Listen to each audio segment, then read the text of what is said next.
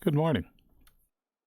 We are once again in the UK in Explain VR, and we are at Bournemouth Airport, EGHH. We're going to fly to EGTE Exeter, and then we're going to fly to EGGD Bristol. And on the two airports that we'll fly to, I'll do some touch and goes at the airports, probably 4 or 5, depends on my mood, and then we'll fly to the next airport, do some touch and goes, and then do a full stop landing.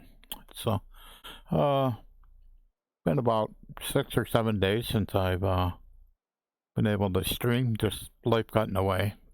Few too many, just other commitments, and so I thought I'd try to get a stream in this morning. So we are in Explain 11.53 R1, and I am using I am flying in the Default Cessna 172 with the Reality Expansion Pack, and I've been extremely happy with the amount of realism that it brings to the table. The gadgets I'm using is I'm using Avatar, and I'm also using Pilot's HTC and X Checklist. So Pilot's HTC gives me an offline HTC, and it does seem to work out quite well. You have to use the right phraseology, but if you do, it will it'll work quite well. And the fact that I'm doing circuit work with it in airports that I have, quite frankly, never flown to before, the fact I can actually pull that off on the fly is I've been pretty happy with how that works. So I think we got let me get Avatar set up here before I get the plane started. So EGHH,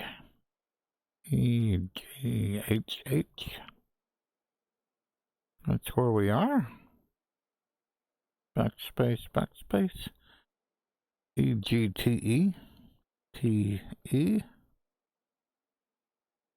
Okay, and backspace, EGGD, GD,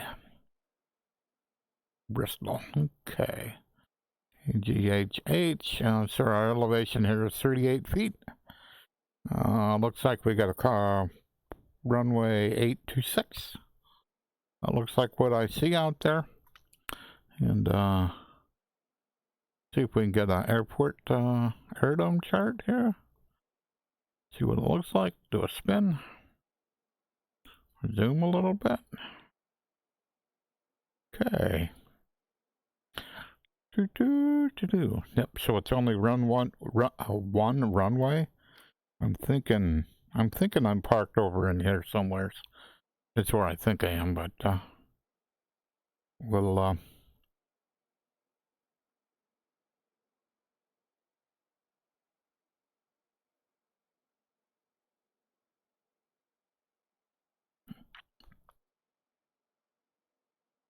and so let me bring this over. And I think this one. Then I'll zoom. So this, if I zoom in enough,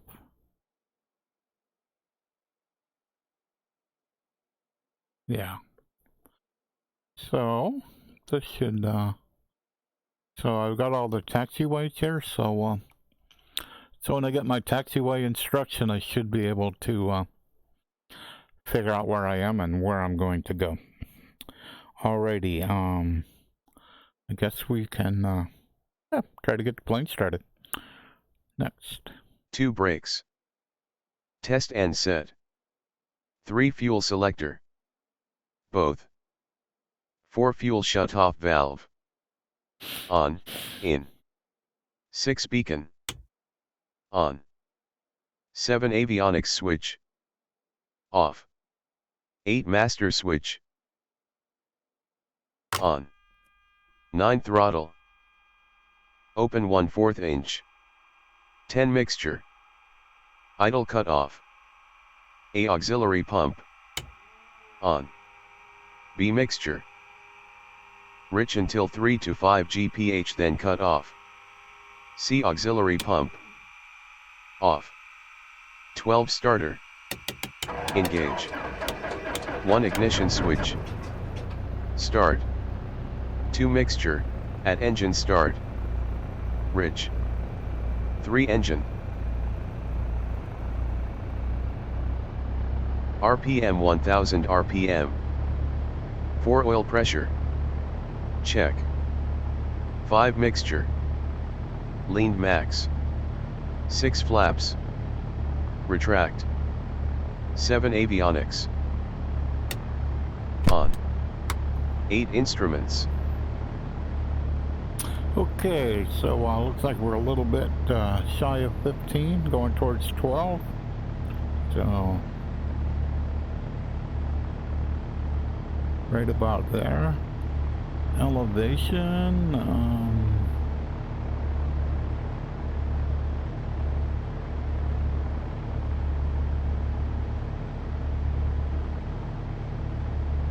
it's 38. Yep, that looks pretty good. Okay. My, there it is. The one speaker on my headset was, not happy with me. Or, it wasn't, I couldn't hear it. Set. Okay. 1 brakes. So, we're all good with the checklist. I just use it to, initially get the plane started up. The rep pack kind of demands that. If I don't get it right, it's just going to be unhappy with me, and I don't want to break the airplane. Alrighty, so let's go ahead and see if we can get a weather report. Say weather. Weather at Echo Golf Hotel. Hotel is overcast.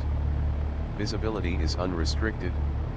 Winds are 222 at 17 knots. Cloud coverage is 1300. Overcast. Current altimeter is 2962.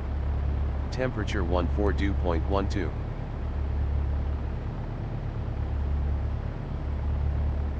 Say active runway. Arriving and departing runway 26. Alrighty, let me so looks like I gotta put myself a flight plan in here. So I take the little knob here and hold down on the trigger of the touch controller, turn it. There we go. Click. And I'm looking for EGHH to start. There it is. I'll turn it down. So EGHH, EGTE, EGO, EGGD. So if I hit enter, yes, I understand. And so it says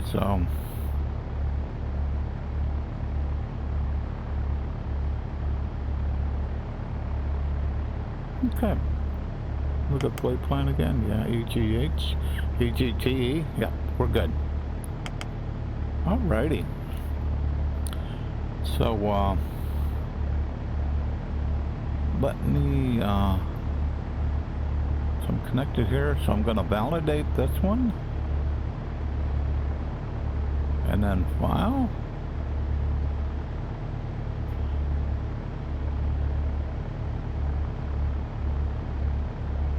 Okay.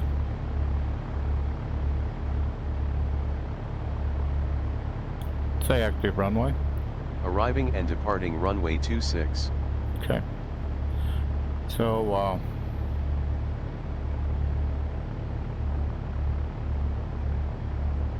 2 seconds, I think.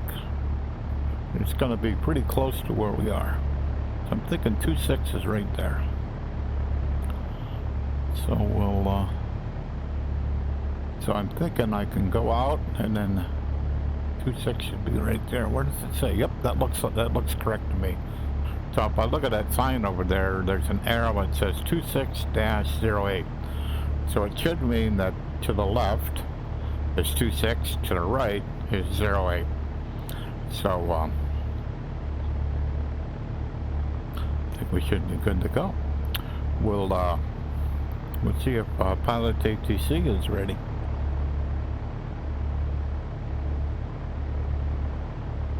And I am on ground to the best of my knowledge. From Cessna 6 Bravo Golf, ready to taxi. Cessna 6 Bravo Golf taxi to runway 26 via taxiways November. Hold short runway 26. Okay. So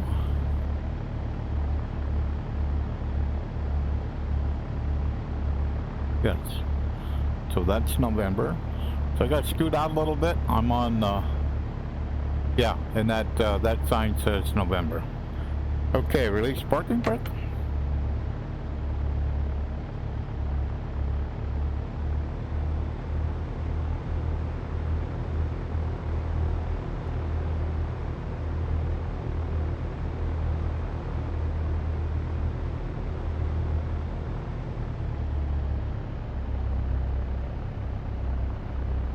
Cessna 6 Bravo Golf contact tower on 125.6.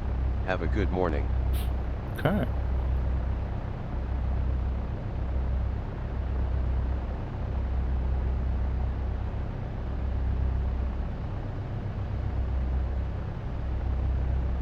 So I'm hoping I see a whole short line up here. I don't necessarily see one. There was one back behind, so. Okay. So we probably ought to stop right here. Flip frequencies. Turn on nav lights, turn off taxi light, turn on landing light, turn on strobe light. Okay. Tower Cessna 6 Bravo Golf, ready for departure. Cessna 6 Bravo Golf winds are 221 at 17 knots, altimeter 2962, cleared for takeoff, runway 26. Okay, make sure I got everything else already. Yep, I think so. We'll see how the weather turns out. Didn't seem like it was too bad. I don't plan on flying too high, but we'll see.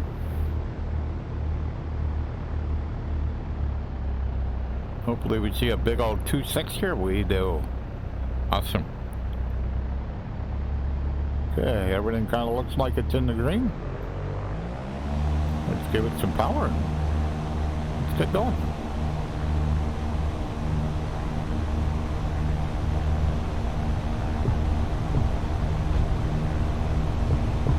Rotate.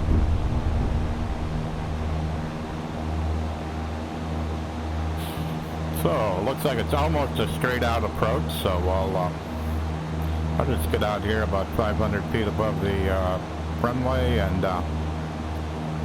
kind of proceed on course.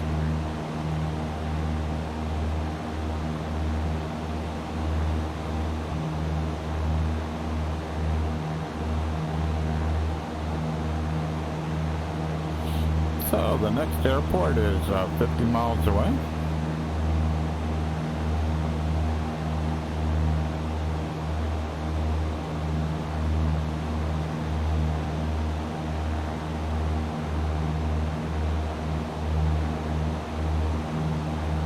Okay. So I should be on a heading of 269.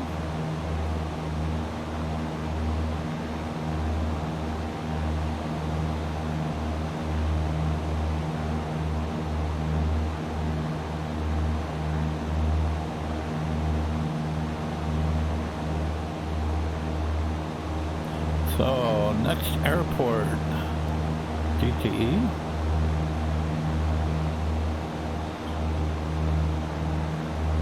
Whoops. Yeah, pull back on the power here. About 22. Good plane leveled off a bit. Try to figure out how, what elevation I want to fly at here. I don't really want to get too high. The cloud cover looks, it said overcast, and that's, overcast means that the, Cessna 6 Bravo Golf, enjoy your morning. Frequency change approved. means that generally the whole sky has clouds over it. It's generally what overcast. I forgot what the percentage is, 80. It's over 70, it's probably 80%, something like that. So when it says overcast, you know, as opposed to broken or something like that, and then that generally means that you're going to have a lot of cloud cover. So, and it said 1,300 feet. So, if I get too much higher, I'll be in something I don't want to be in. So right here doesn't look too bad. You can see the clouds up above me. So, if I can kind of keep at this altitude or a little bit lower. She's climbing a little bit on me. I'm trying to get it to,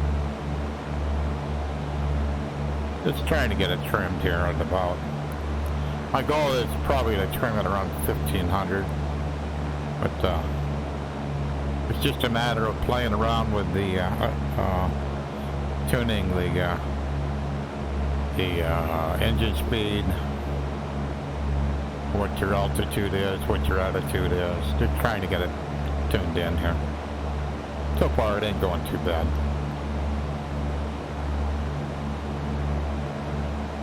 Porpoising just a little bit, not a lot. Which means I'm just going like up and down in altitude. Nah, I'm going down in altitude and then back up, down in altitude, back up, but not by a lot. My goal when I'm flying, I want to be within, if I pick an altitude, I want to try to be within 100 feet of that. To 100 feet up, 100 feet down of 1,500. That's my goal.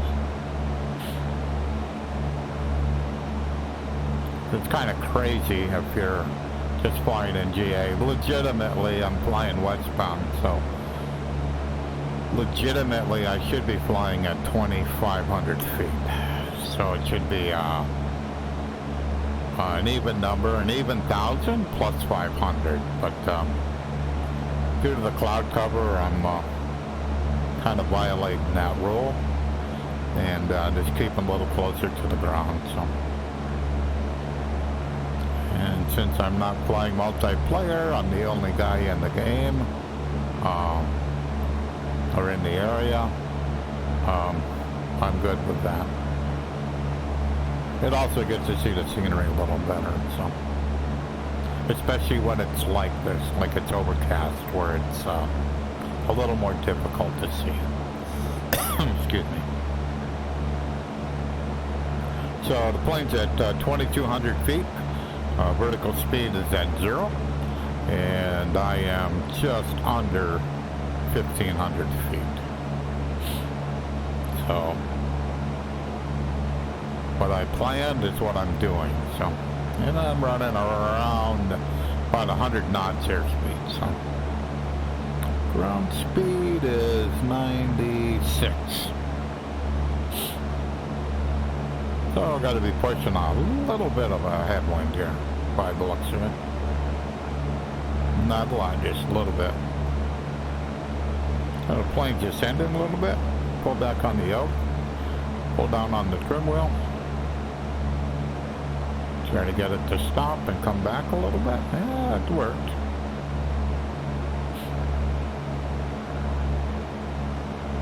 When you fly, you don't necessarily make changes, you make adjustments.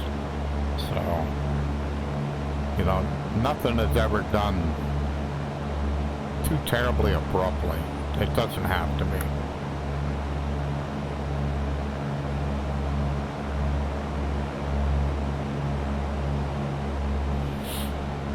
Checking my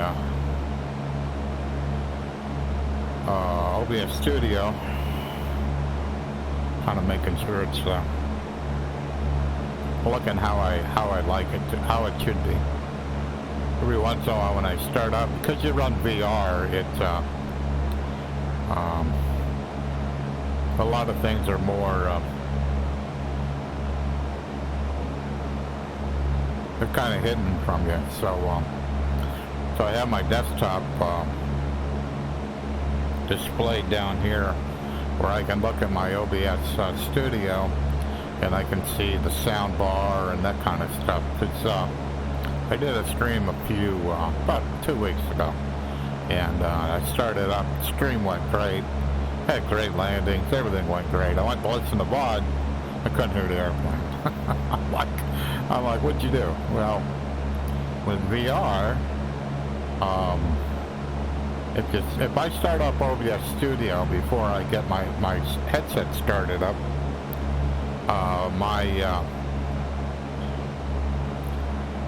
my webcam, it'll pick that as the source, not my VR headset, and that's what happened. So anymore I try when before I get going too far is to take a look, make sure I'm the sound of basically the desktop sound is what OBS is using for basically the sounds in the in-game sounds, because I have the mic for the headset that's separate, and so I could hear myself talking, but I couldn't hear the plane or the pilot ATC. I couldn't hear any of that. Alrighty. Not doing too bad today.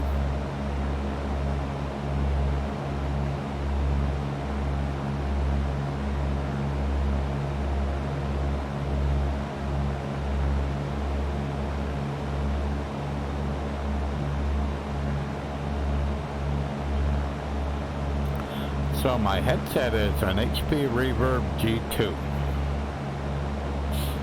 and so it's a Windows Mixed Reality headset, and it's the first one I've ever owned. So all my other ones, I've owned the Vive, I've owned the Vive Pro, I've owned the Valve Index, and now I have a HP Reverb G2. So all the previous headsets were SteamVR based, and that's kind of where I'm comfortable. So the Windows Mixed Reality headset has been a little bit of a challenge to me. Not as much in X-Plane, but certainly in Microsoft Flight Simulator. I'm having because I stream VR, my needs are different than somebody who just uses VR in Microsoft Flight Simulator. My needs are different. So I need some tools that currently I can only find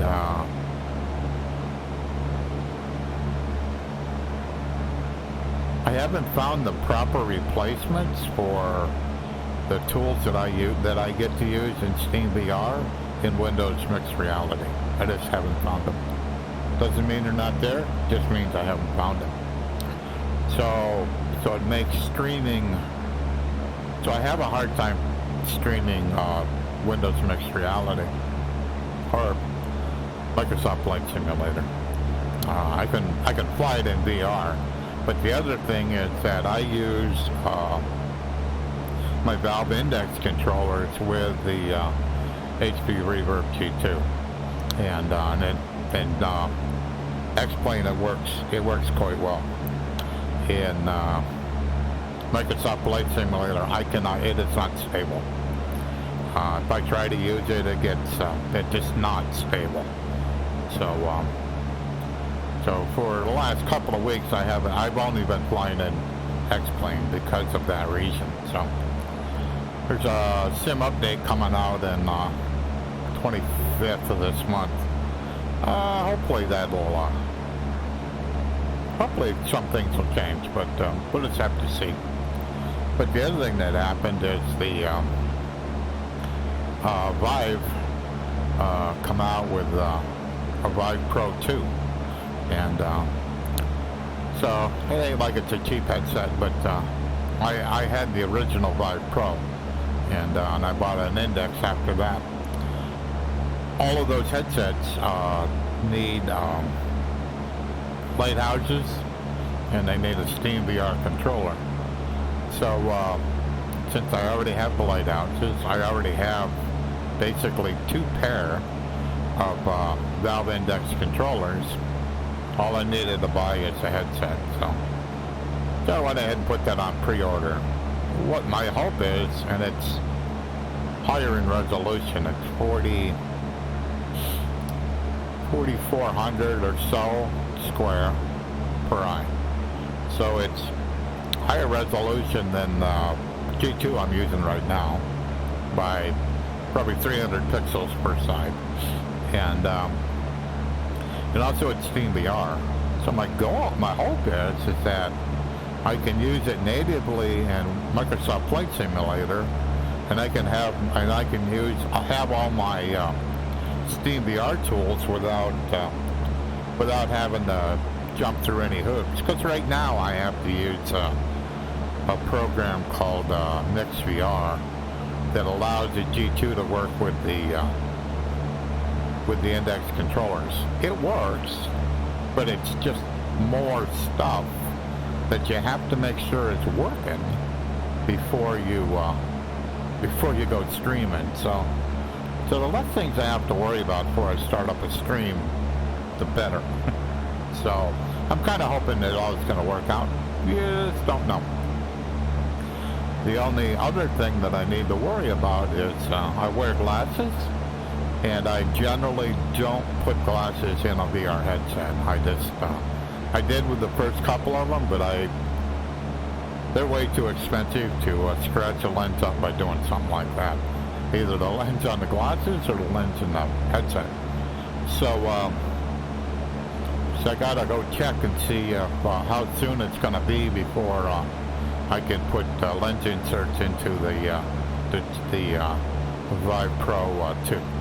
And I just have to check it out. It only got the pre-release just got notified a couple of days ago, 2 days ago. So it's early, and let's have to see. But it's supposed to be available, or they're supposed to be delivered on like the 4th of June. So it's not very far away. So it'll be interesting to see how this all works out. Never owned an Oculus, but I've owned, so this will be the 3rd Vive I've owned. I've owned the Vive Pro, this will be a Vive Pro 2, and I've owned the Valve Index. So, and currently HP Reverb G2.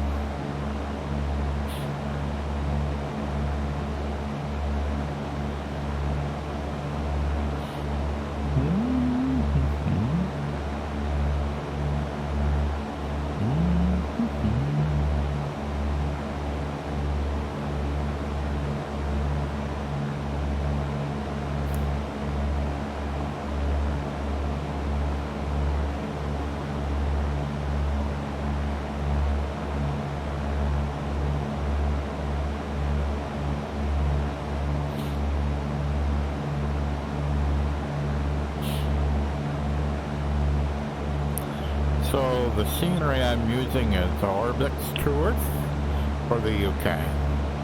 I have all three, they broke it into 3 sections for the UK, and I have all 3, so that's basically the scenery that,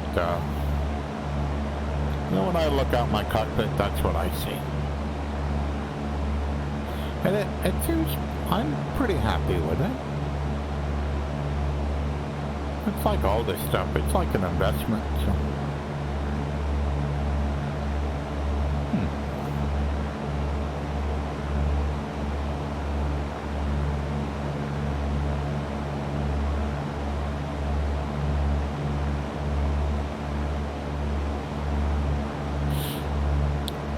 figure out why my route isn't showing on my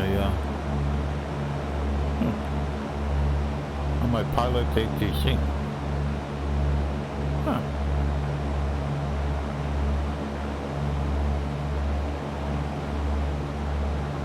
I don't think I'm that far off course. But,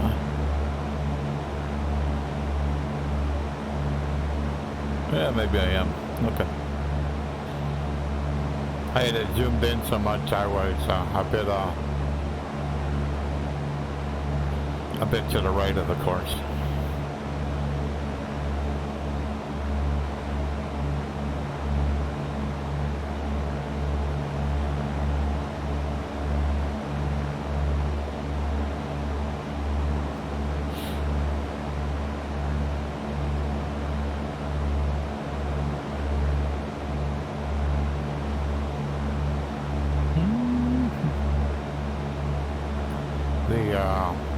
So I'm using a Fulcrum One yoke, made in, it's made where I'm flying, it's made in the UK, and I'm using an MFG crosswind pedals. For everything else, I use my my valve index controllers, so to turn knobs, flip channels, run the flaps, adjust the trim, that's all done with the VR controller, the valve index controller. So I have the hardware for basically the roll and the pitch, and the yaw is a set of pedals. It's my MFG crosswind pedals. So, and personally, it's like this is how I like to fly in VR. And if I'm in another sim that does not provide this support, I find it lacking. So the fact that I have to use a mouse in Microsoft Flight Simulator to fly in VR, I just personally find it lacking. And to that extent, when I fly in Microsoft Flight Simulator in VR, I use voice commands. So I use voice attack and to flip switches and that kind of stuff. I haven't got the turning knobs and stuff on the radio. I haven't quite got that figured out how to do that. So here in X-Plane, I use a program called Plane Command, and so it allows me to set comm frequencies and nav frequencies, all that good stuff. I just haven't figured out how to get voice attack to do that in Microsoft Flight Simulator.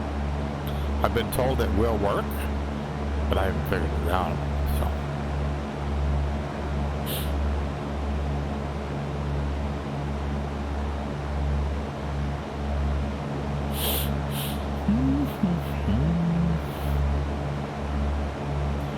So the elevation of the upcoming airport is 102 feet. So so that means the pattern altitude would be 1100.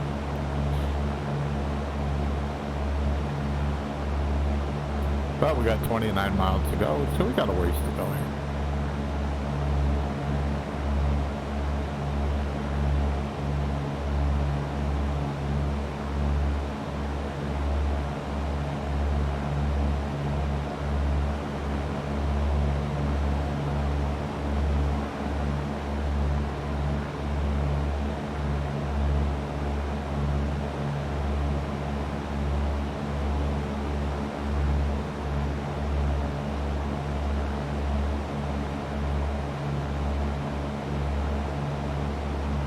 When I get about 10 miles away from the airport, then I'll call the tower and tell them I'm inbound to land.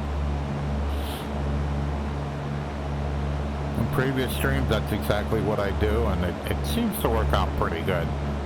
So all I really need to do is have the tower frequency, and so I just basically say that I'm inbound to land, and And then when I get on the downwind call, then I'll tell them that I want to do a touch and go. And as long as I'm talking to the right tower, everything seems to work out very well. I have in the past been talking to the wrong tower. So I come in to do my first touch and go and look at the runway numbers and go, that's not the runway I've been cleared to land. so I had to kind of regroup a little bit and figure out what happened. I was talking to a different airport. Once I figured it out, got on the right frequency, requested permission to land, then we're all good. So, but you could do the same thing in real life.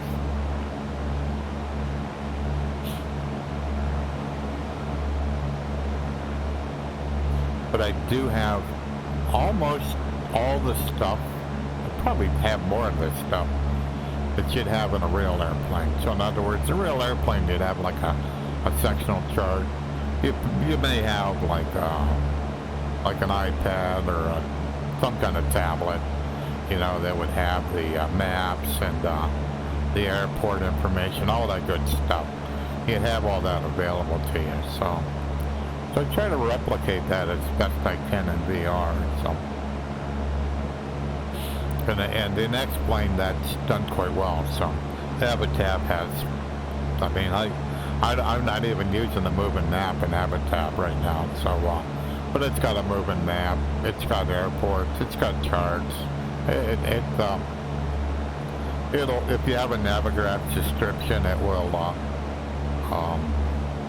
It'll give you the Navigraph charts. The other thing it has is that, so when I go on, click on an airport, there's a symbol there that allows me to look for charts for the airport. And since I don't have a Navigraph account, there's a website called Chartbox. And so it basically has similar charts to what Navigraph has, but it's free. So I can look at the chart, I can look at the airport chart, I can see where the taxiways are, what runways are, you know, all that stuff. So all in a VR cockpit. But that's the thing, like on a 2D screen, you can have like, you know, your screen, then you can have extra monitors, you can have all that stuff, so you can have all that kind of stuff on separate monitors, where when you're in a VR headset, what you can do similar things, because basically the VR world is as big as you want to make it. So inside here, I mean, I've got Pilot ATC with a moving map. I've got my Habitab, and I have my desktop sitting down here where I can kind of monitor what's going on my desktop. So I have, to the best of my ability, replicated what you would normally do in a 2D environment in VR. But I've been doing this for over 3 years, so I've certainly learned a trick or two over the years, and I generally only bring things in that I find important. But quite frankly,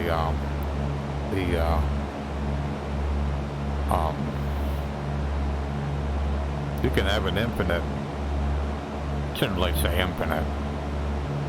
More than likely, if you brought too many windows into the VR cockpit, it'd affect the performance. But right now, I mean, I'm running, we'll say, average of 45 frames, you know, in VR, so I'm good. I mean, everything is smooth. You know, I don't see any stutters. Word is good. So for me, in VR. It's a really pleasant experience. And it's as close as I'll probably ever get again to flying on a real airplane. Got 108 hours of training in a Cessna 172, so I do have real world experience. I kind of know like what it should feel like to fly a real airplane. And that is a privilege, no doubt. Not a lot of simmers have that advantage.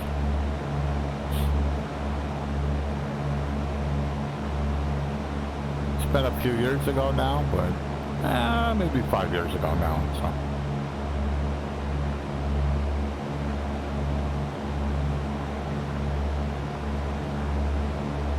Yeah, I never forget my first takeoff. It was when I just started training. It was a sunny day. Sun had been out. I generally flew after work, so I worked from 6 to 2. So most of the time, we would, by the time we got the plane ready to pre-flight it and been ready to take off, it'd be probably 3:30 to 4 o'clock in the afternoon. So if it's a sunny day, the sun's going to be like beating on the ground and stuff, so you'll get thermals. And I didn't really. I don't think I'd even taken ground school yet. No, I don't think so. And so we go to take off, and we go across. All of a sudden, I feel the plane.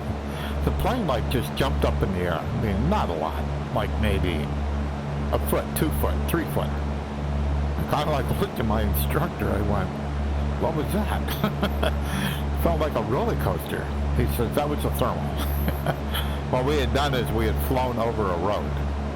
So the sun had been beaten down on the road, and the heat, the sun, the energy of the sun had been beaten down. So it basically created a little thermal right on that road. So as you flew over it, you had an updraft. Not a big one, but enough that you felt it in your butt.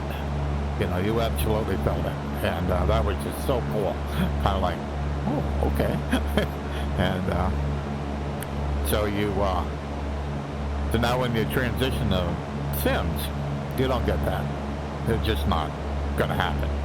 And but it's something I distinctly remember. That was my very first takeoff in a real 172. And I was the one that took off. My instructor had his hands on the controls too, but he told me what I needed to do, and that's what we did. And that was, those experiences you never forget. Okay, we're 15 miles away from the airport.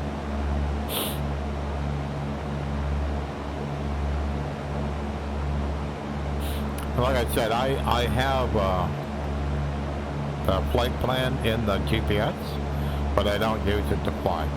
This is all hand flying, so I control the course and the elevation. And so far, from the time I got to 1,500 feet over the course of 35 minutes or so, I've been within 100 feet of my desired elevation.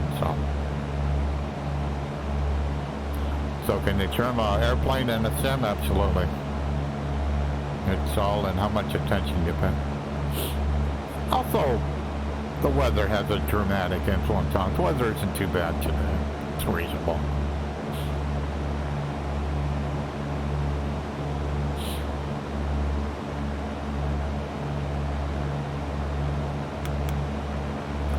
So I'm going to get the tower frequency put in the standby.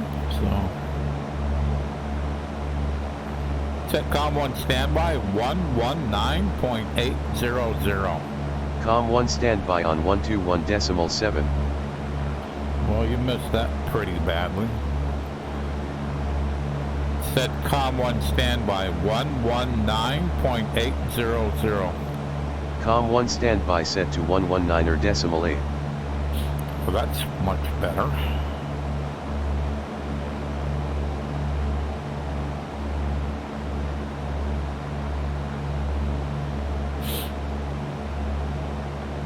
So I have that on my standby frequency, so get a little bit closer here.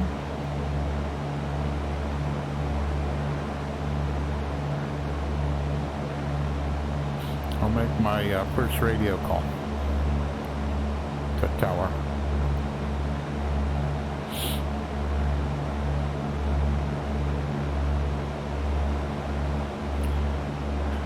So we took off on 26.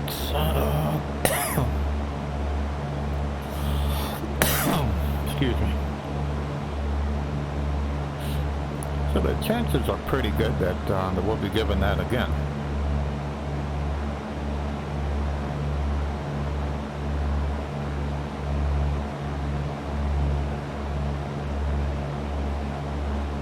So whenever you're flying to a new airport, you couple of things you want to pay attention to, like you see these like rolling hills here. You have to kind of pay attention is are any of these rolling hills like close to the airport, so that they will kind of affect your pattern at the airport. And since I'm flying to an airport I've never ever seen before, I have to figure that out on the fly. Not a big deal, just something you gotta do.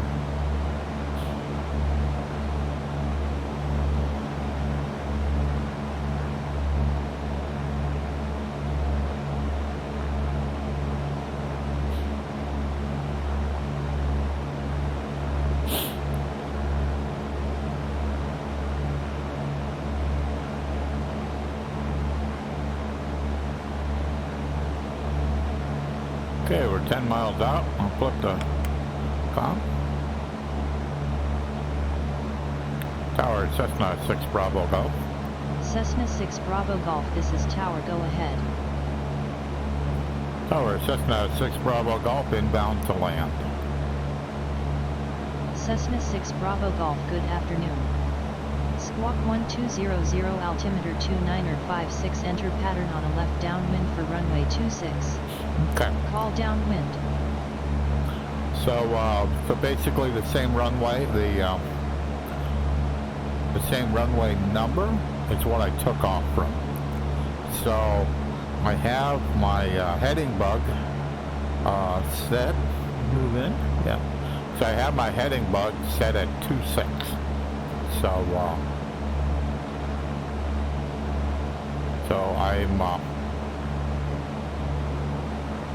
I'm basically set up right now for a straight-in approach. So what I have to do is find the airport and get myself set up for a downwind on runway 26, a left downwind.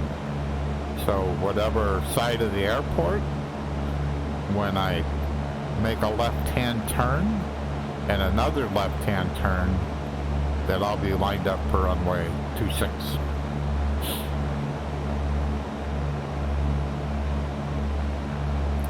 So, being as hazy as it is, it'll make it a little bit more fun.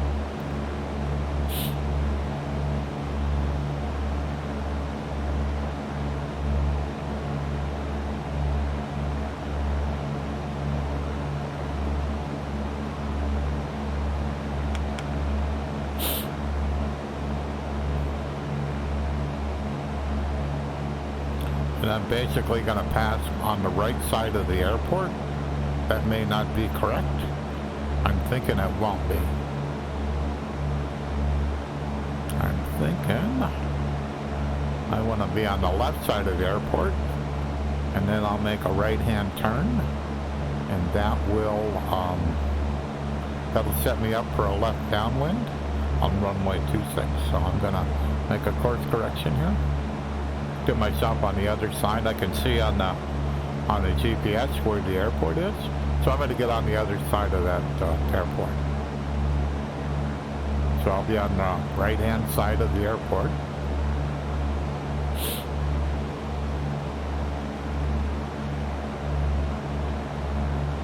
And then I'll make a right-hand turn. That should, basically I'll make a 180-degree turn, which will get me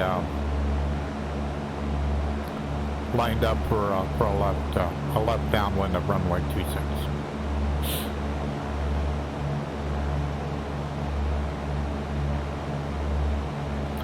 Still not quite far enough over.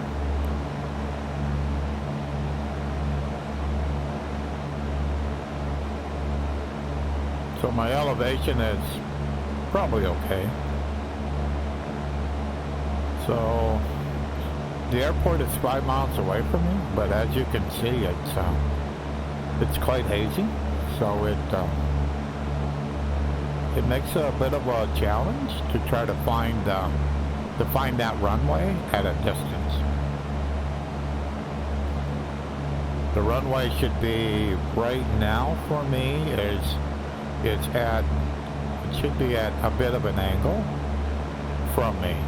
So I'm looking for something that looks, you know, like a line out here that is at an angle to where I'm flying. So far not obvious where it is, but not that unusual. I need to recheck. Okay, 2424. 24 towards 21. Yep. So I was just double checking my magnetic compass with my directional gyro here, and to make sure that the course I'm on matches the actual compass. So still can't find it, but I think I found it. I think it's right over there. Yep, looks right. So I'm gonna make a turn here. Yep, I'm good. So we're gonna turn over here. I can see the runway out on my right hand side. And when I look, I'm flying basically 90 degrees with the runway. So my heading bug is over here, going west. So the runway is, once I get past here a little bit, it will be out of the right side of the cockpit.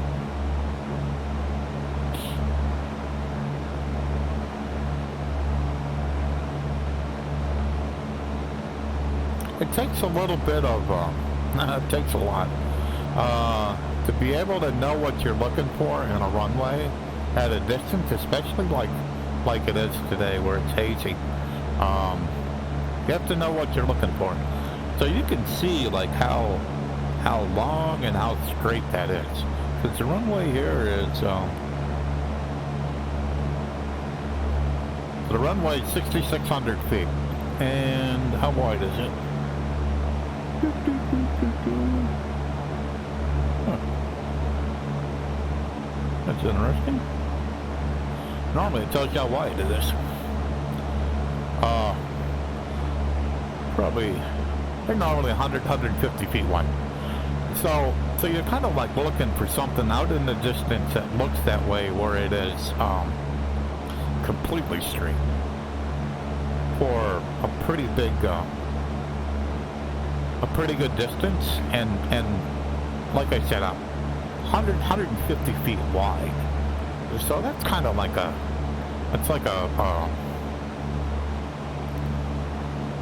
when you're looking out across the scenery, it's kind of like, it sticks out, you know, even in the haze. And I saw it at probably 3 miles, you know, so that ain't bad. And then at that point, you just need to figure out, yeah, okay. Or just making sure I'm on the right direction here. And I am. So basically I'm trying to be, I'm gonna do like a bit of a teardrop. So I'm gonna go out at a little bit of an angle and then do a teardrop 180 degree right hand turn.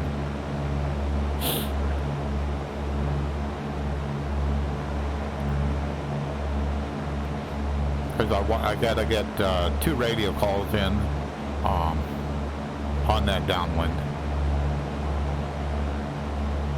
So, kind of like check over the plane here, make sure everything's looking good. Yep. Looking pretty happy.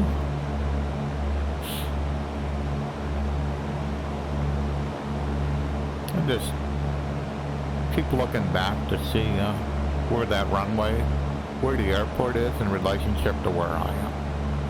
And I'm pretty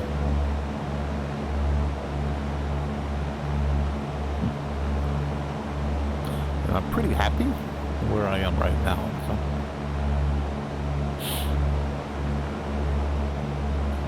Okay, gonna turn out a little bit.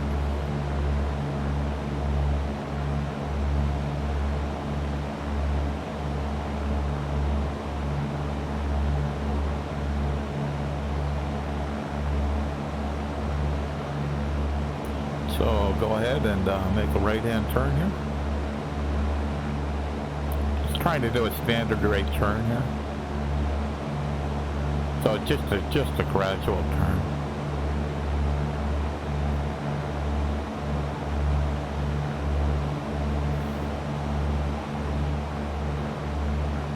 You're just constantly looking for that airport.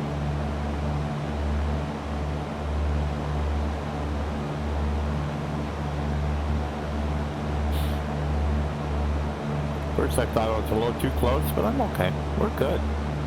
This is good.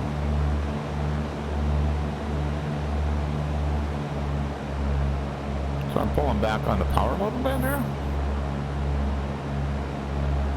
So I'm trying to get lined up here for a downwind. Because I'm a little bit high. No, I'm okay. So I pulled the power back to 2,000.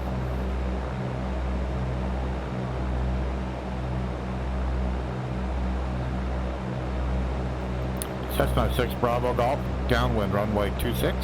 Cessna 6 Bravo Golf call turning final for runway 26. Cessna 6 Bravo Golf request touch and go. Cessna 6 Bravo Golf winds are 202 at 19 knots cleared for the option runway 26.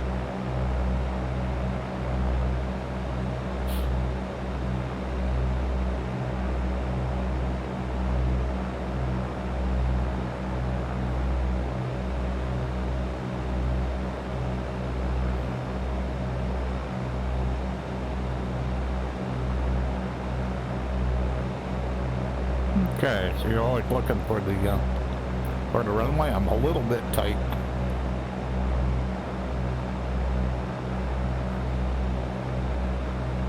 If you look around, you don't see anything that's really too high, you know, that would affect your pattern here.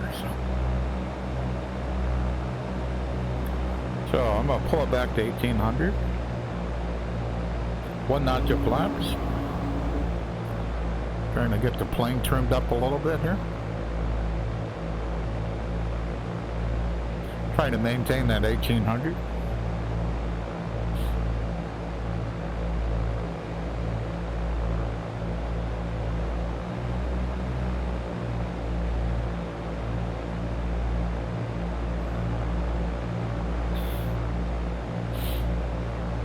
Okay. I'm gonna turn in. Turn him on base. 1 more notch of flaps. Same way, I'm trying to do standard right turns here.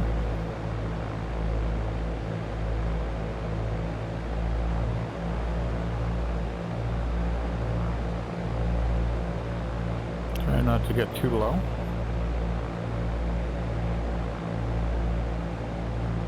Okay, I'm on base.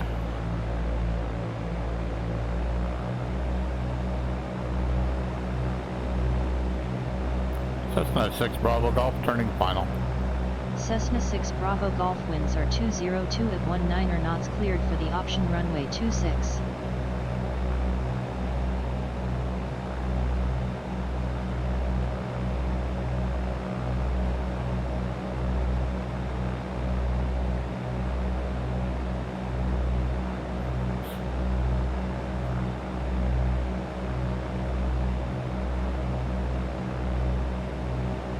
So 2 notches of flaps out.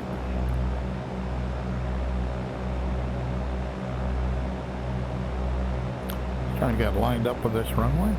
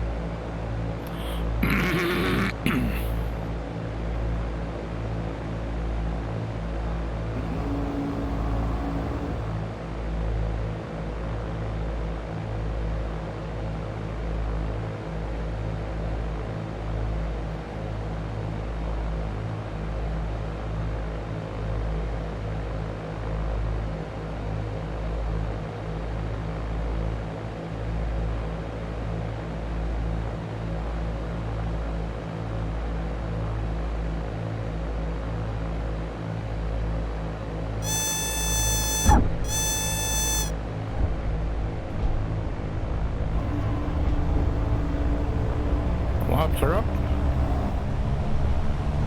Full power.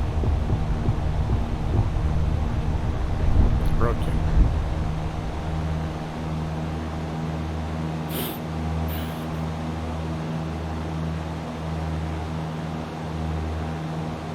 Not bad. Not bad for first attempt at this airport.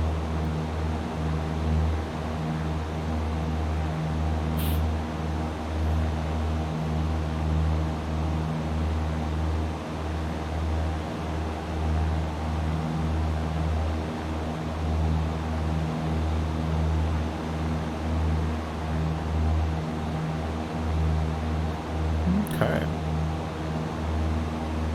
Good turn. Same way I'm trying to do standard right turns, not dip the wings too much. And then my heading bug gives me my where I should be. So right now I roll into this turn and stop the turn.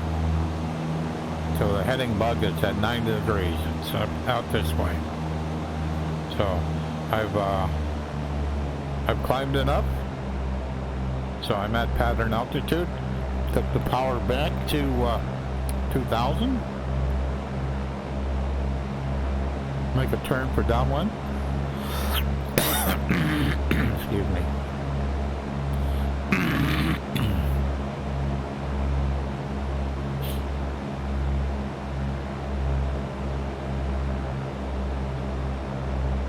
So straightening up the turn.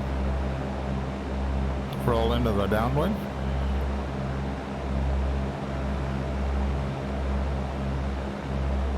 Cessna 6 Bravo Golf, downwind runway 26. Cessna 6 Bravo Golf call turning final for runway 26. Cessna 6 Bravo Golf request touch and go. Cessna 6 Bravo Golf winds are 202 at 19 knots cleared for the option runway 26. Okay. So we're looking for the end of that runway.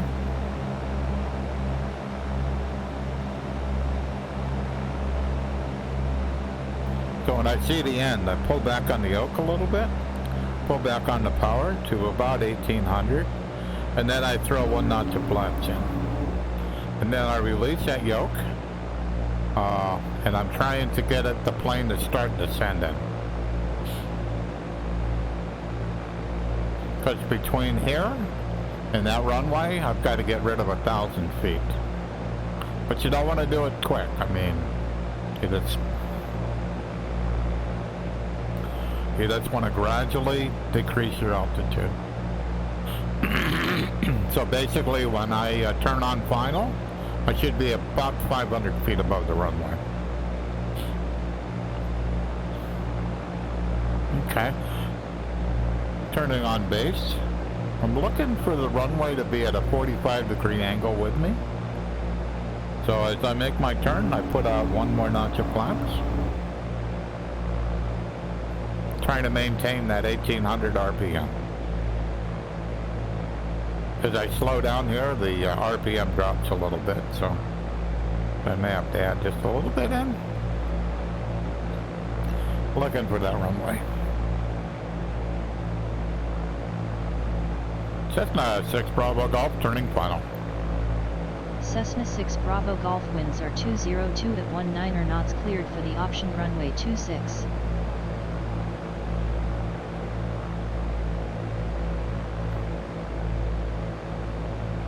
So 2 notches of flaps are out.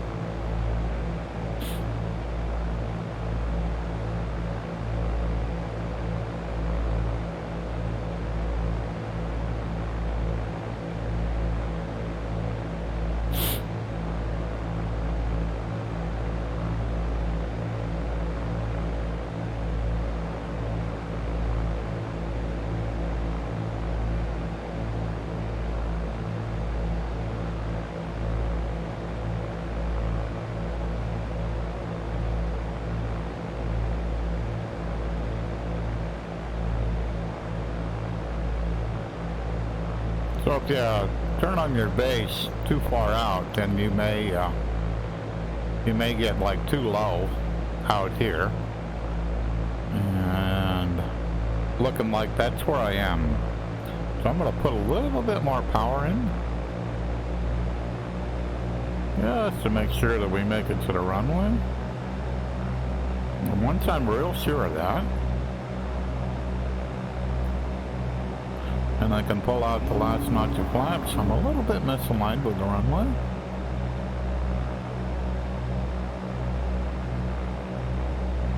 Get over there.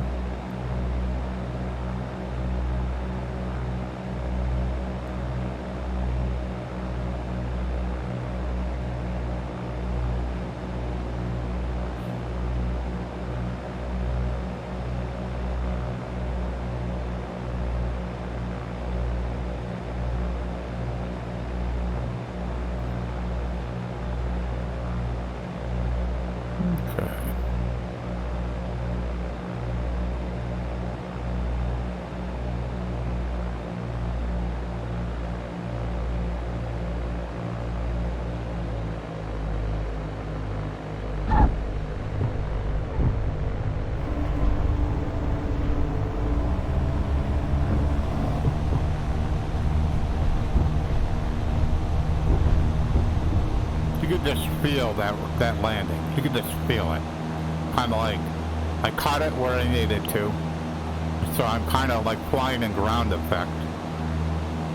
When you look at the flow was probably too long, but if you want to do a better landing, you're probably going to float a little bit. So basically, you're floating just above the runway, and then I'm slowly pulling the power out until all of a sudden.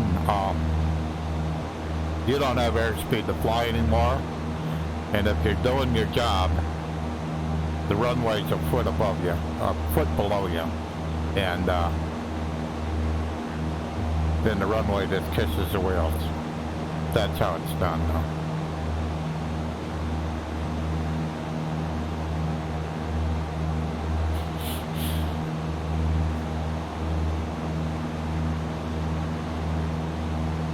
Straighten up.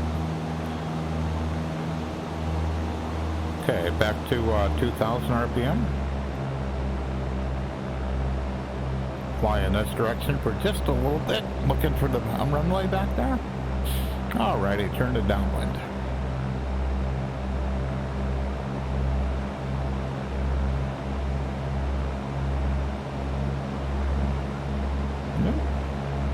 Didn't hear it. I was listening. I was like, you have too much RPM. I could hear it. You kind of like know what the engine sounds like at different RPMs. Alrighty, we're downwind. Cessna 6 Bravo Golf, downwind runway 26. Cessna 6 Bravo Golf call turning final for runway 26. Cessna 6 Bravo Golf request touch and go.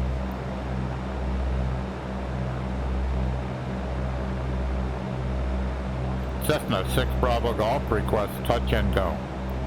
Cessna 6 Bravo Golf winds are 202 at 19 knots cleared for the option runway 26.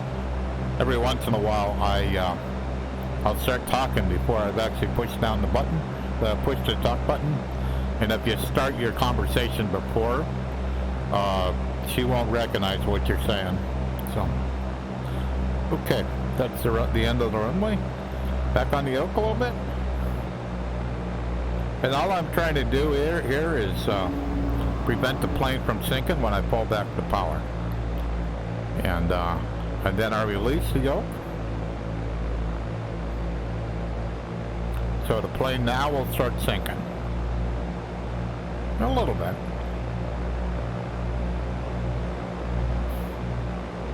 I think we're okay. Turn on base. One more notch of flaps.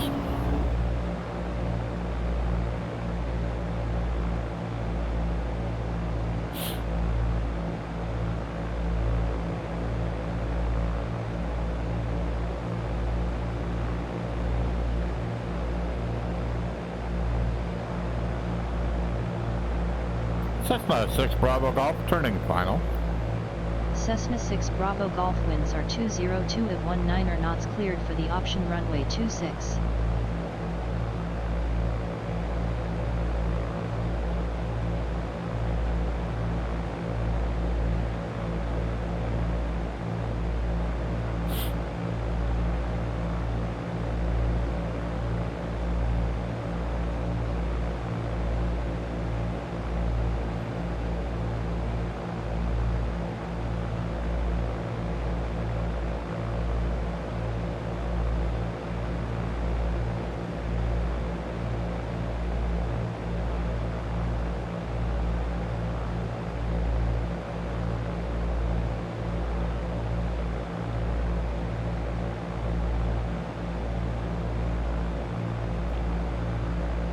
Okay, this runway is made.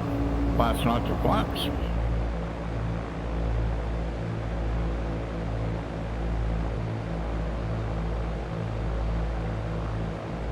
So I have my hand on the throttle.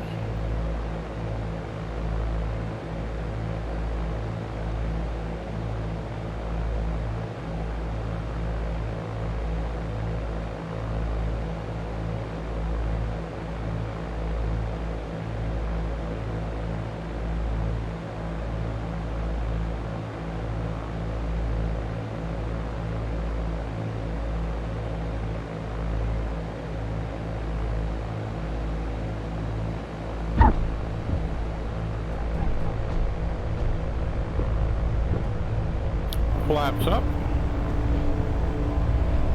Full power.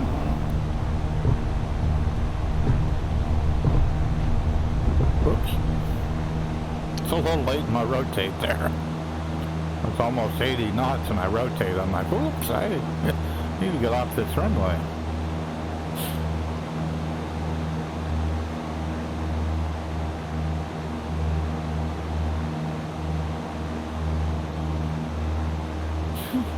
Got to do 2 more touch and goes, and then I'll move on to the next runway, next airport.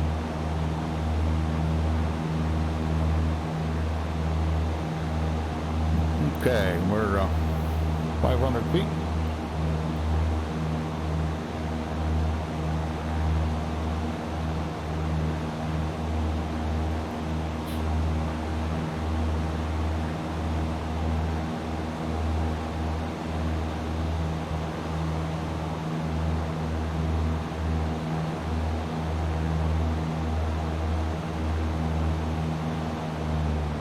On the power.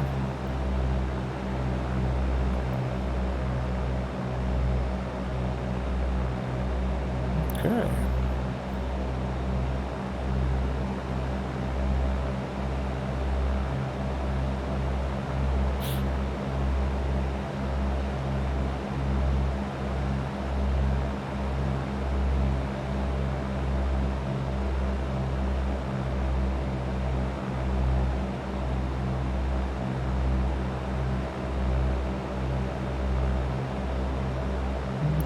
downwind.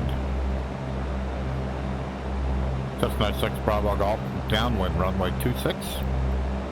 Cessna 6 Bravo Golf, call turning final for runway 26. Cessna 6 Bravo Golf, request touch and go. Cessna 6 Bravo Golf, winds are 202 at 19 knots, cleared for the option runway 26. Cool.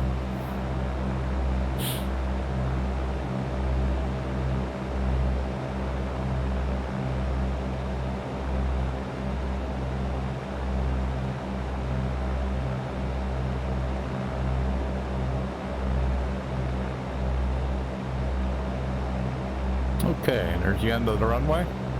Back on the yoke just a little bit. Power back to 1800 RPM.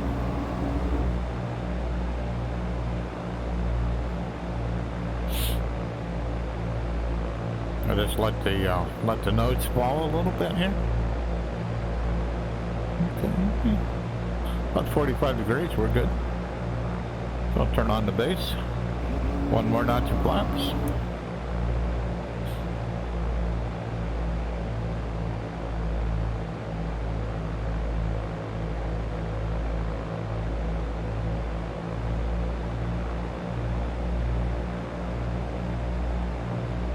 Power dropped off just a little bit there. I could hear it. Could hear the airspeed changing. Alrighty, so we're lined up on base. Cessna 6 Bravo Golf, turning final. Cessna 6 Bravo Golf, winds are 202 at 19 knots, cleared for the option runway 26. So I'm definitely high enough out here.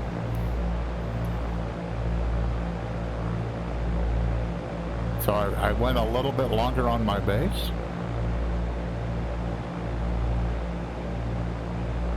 Still, I'll reserve that last notch of flaps until you're absolutely certain that you're going to make this runway.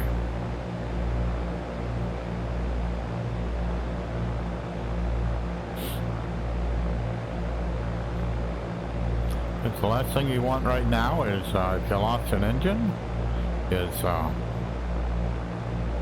you've already dumped out all your flaps and there isn't a whole lot you're going to do other than land short of this runway.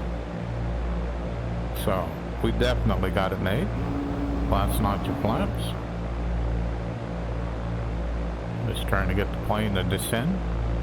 The goal here is 60 knots or so. About 500 feet per minute descent.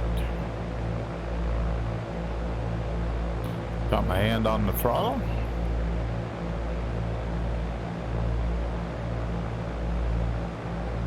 I'm a little bit high here. So I'm just feathering the throttle back just a little bit. Just a little bit. Get the runway about where I want it. Pull back, yoke. Pull back, pull back, pull back, pull back. There we go. Yeah. One more. That was good. Wasn't butter, but it was good.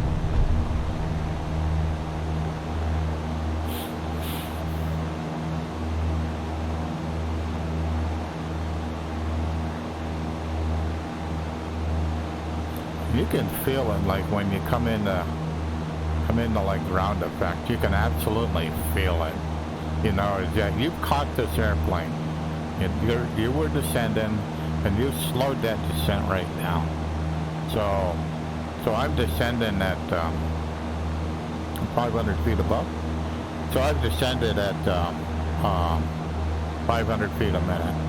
That's when I'm coming in. I'm about 60 knots, maybe a little bit below that. And so the kind of the goal here is to okay, straighten it up, pull back on the power a little bit. The goal is to get that to decrease. And back to 2000. Oops. Turning into the runway a little bit there.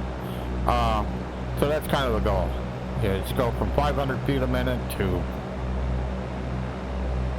really good, under 100.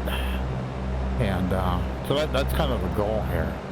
And when you're coming into that configuration, when you pull back on the yoke, You can kind of feel it when you catch it, and that you're slowing it down, and you're just kind of, the nose is up in the air, and you're just slowly going across the, you're fairly well slowed down. Cessna 6 Bravo Golf, downwind runway 26. Cessna 6 Bravo Golf, call turning final for runway 26. Cessna 6 Bravo Golf, request touch and go. Cessna 6 Bravo Golf, winds are 202 at 19 knots, cleared for the option runway 26. Okay, there's the end of the runway.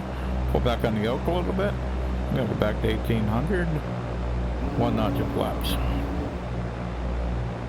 Trying to stay basically parallel with the runway, and just getting the plane to start descending here.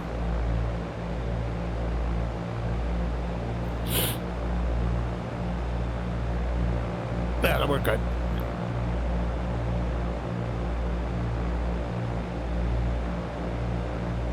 So we're turning on base.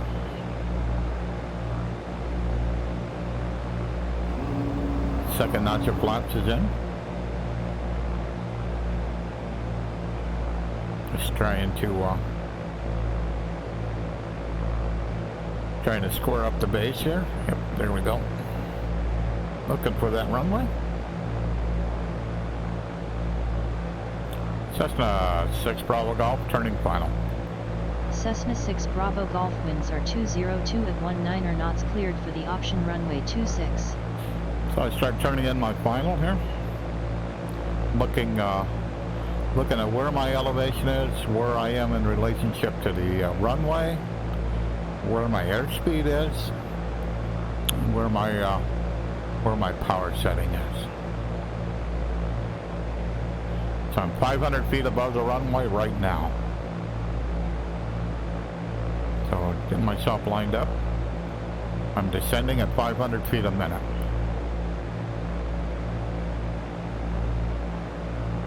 Happy lights aren't really easy to see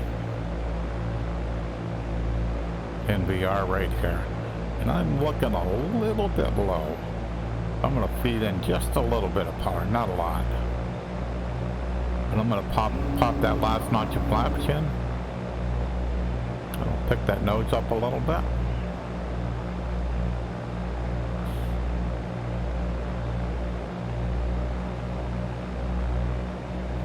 Certainly going to be over the threshold. Trying to get myself a little better lined up with the center line here. And on the throttle.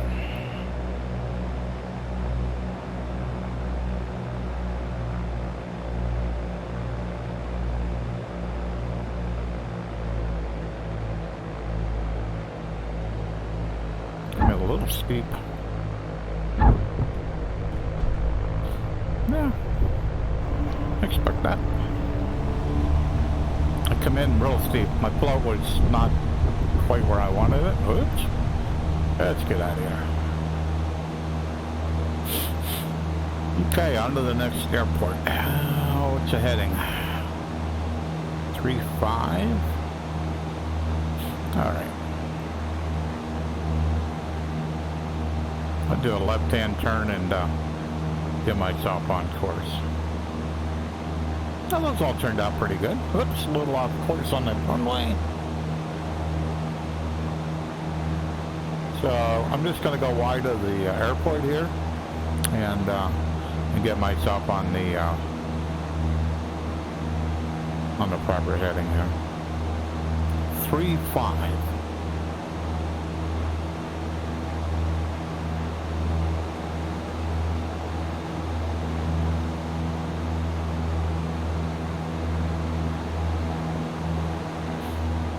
Go straight out this way here.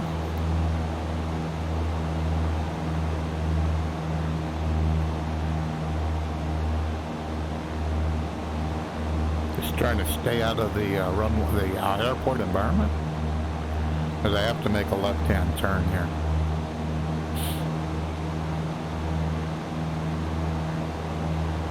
But I want to be out of the either higher or further away.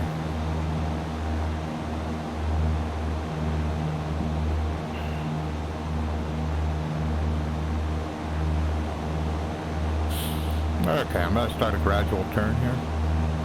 Turn to a heading of 35. Just gradual turn. Gonna pull back power to 2200.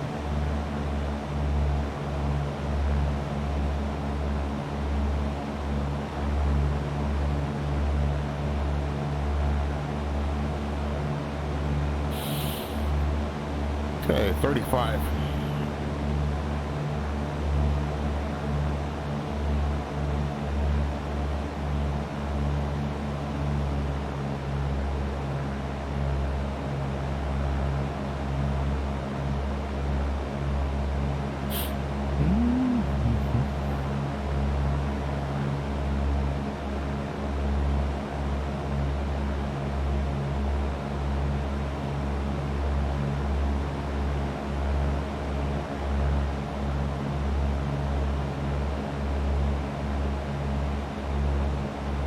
Alrighty, next airport.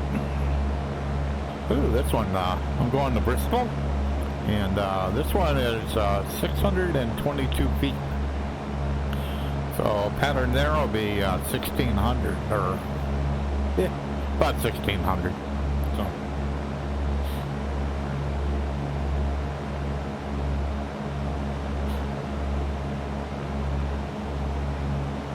that turned out pretty good. I figured out where I needed to be to on the approach for my first downwind, and that all turned out pretty good. So pretty happy.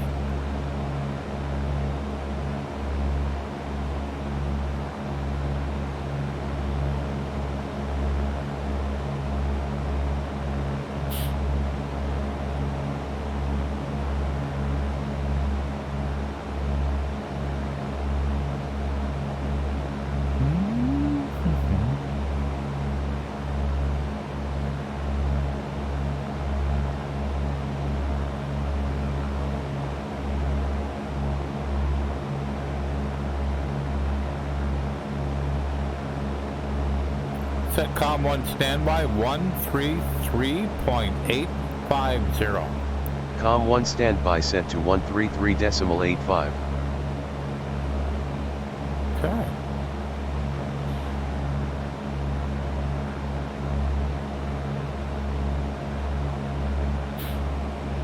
So an X-plane for my voice command stuff, I use a program called Plane Command. When I'm flying in Microsoft Flight Simulator, I use a program called Voice Attack. They're both similar in function. The comm stuff in Plane Command, it seems to be just it works. Voice Attack, I haven't quite figured out how to get the to be able to do the same thing with Voice Attack and Microsoft Flight Simulator. I've been told it works, but I just haven't figured it out.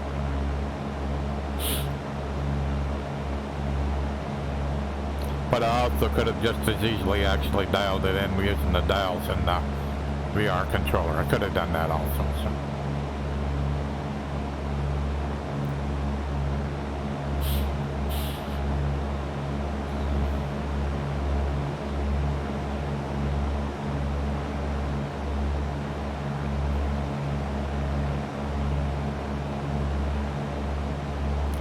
So, 41 miles away from the next and final airport. We'll also do some touch and goes here, and then do a full stop landing. So far, everything's looking good. Frames are good. Everything seems to be pretty happy, which is awesome.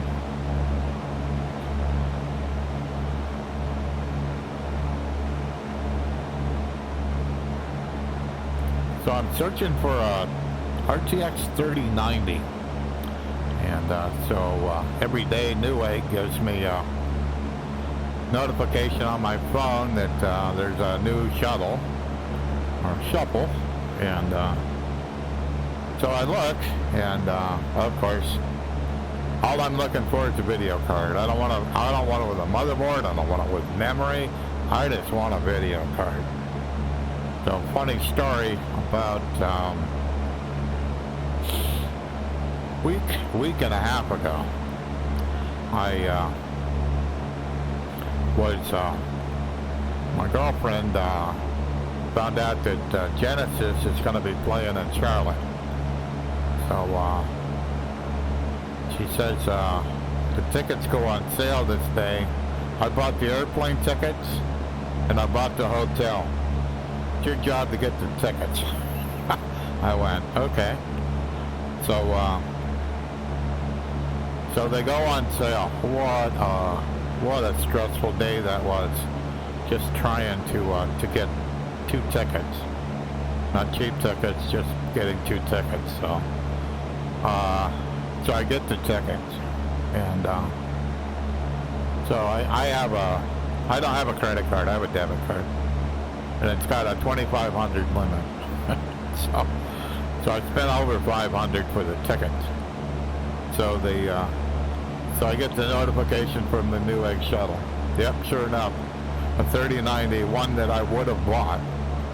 Come on, it's in the shuttle, and I think it was $1,900. It was like, I guess I'm not even gonna bother. But that was the only time, and it was all by itself. It didn't have anything extra with it. It was just like, oh, that's just great. That's kind of the way my luck goes. So I keep looking.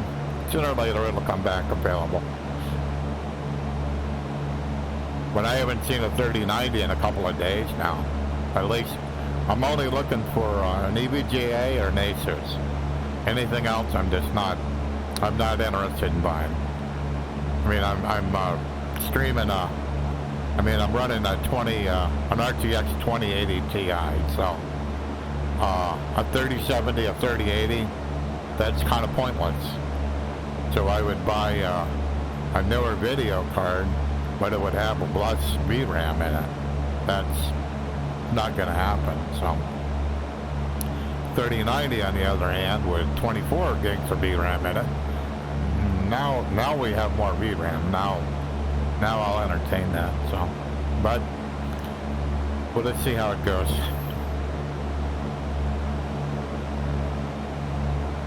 There's an airport over there.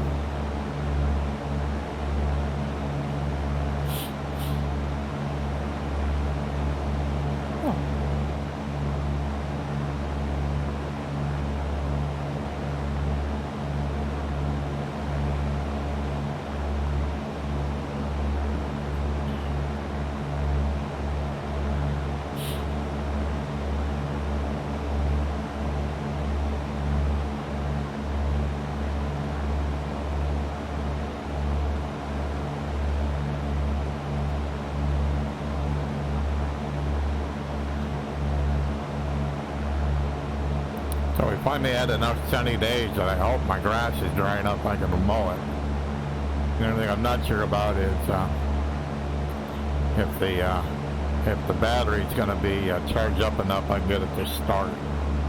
I made the mistake of leaving the battery in my lawn tractor over the winter, and we get winters below freezing, so. Put the charger on it when I first started it up, and I had the charger on it on trickle for a couple of days. I got it to start up, but it didn't give me too much grief. So I got it to mow the one time, and then it started raining. Finally, we've got a few nice sunny days. So what I'm not sure about is, because I left it go dead over the winter, how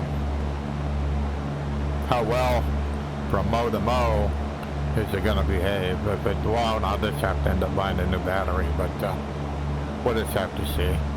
But I'm kind of hoping it starts, but if it doesn't, I'll just leave it by the house, put the charger back on it, and know I got to buy me a new battery. So.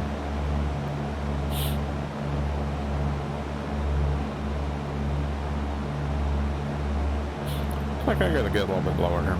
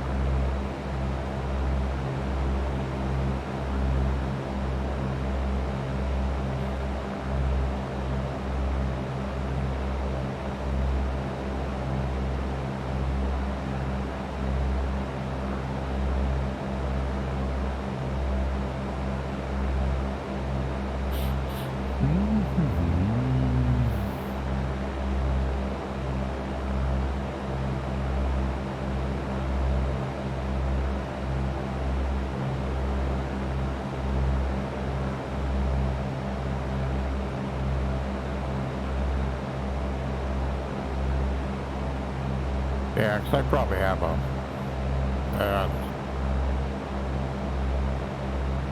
probably a third of an acre that I mow, so.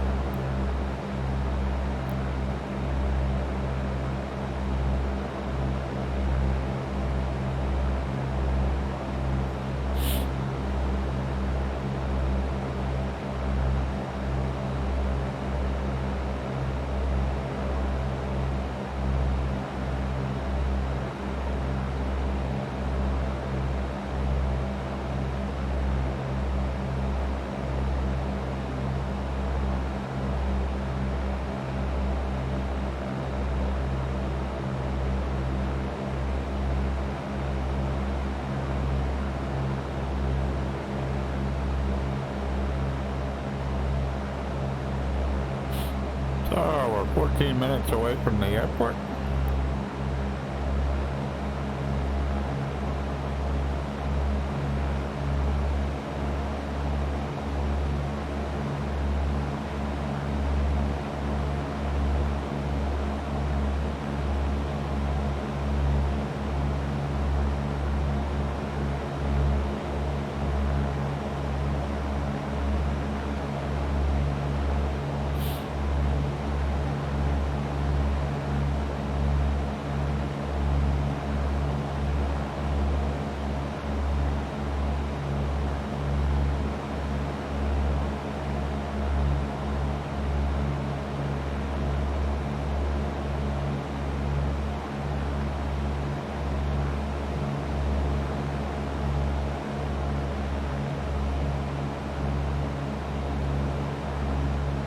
Just a little bit off course here.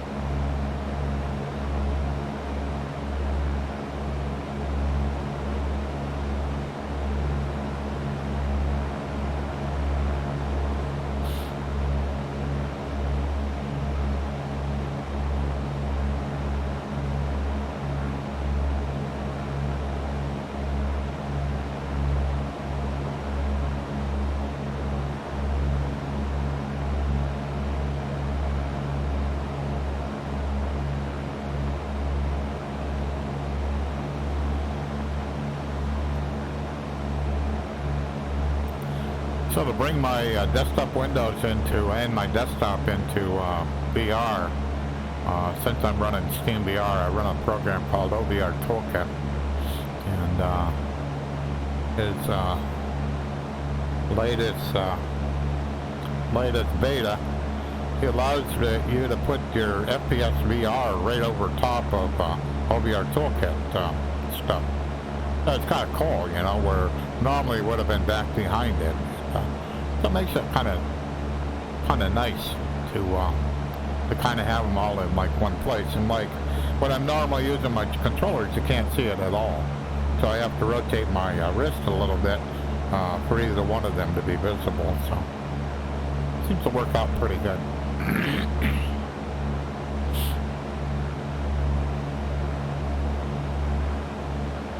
It's kind of why when I seen the at ViveCon, I see they released the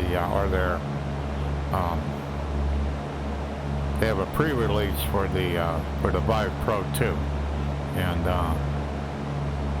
so right now I'm using an HP Reverb G2, which is a Windows mixed reality headset, and it's the first one I've ever owned. So I don't particularly care for the controllers. I like my Valve Index controllers, so the fact that it's a new headset that's got a higher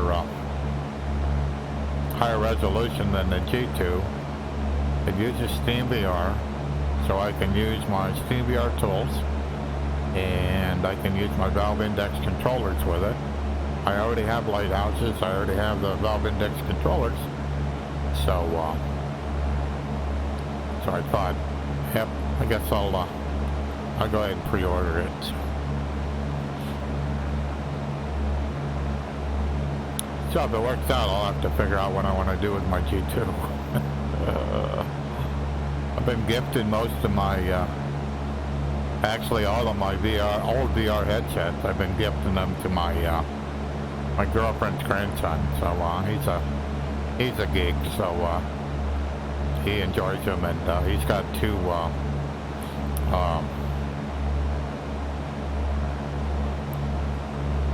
See, me and my girlfriend's great grandkids, and they're younger, and so whenever I give them to them, I always say that you got to share. so that's probably where the G2 will go.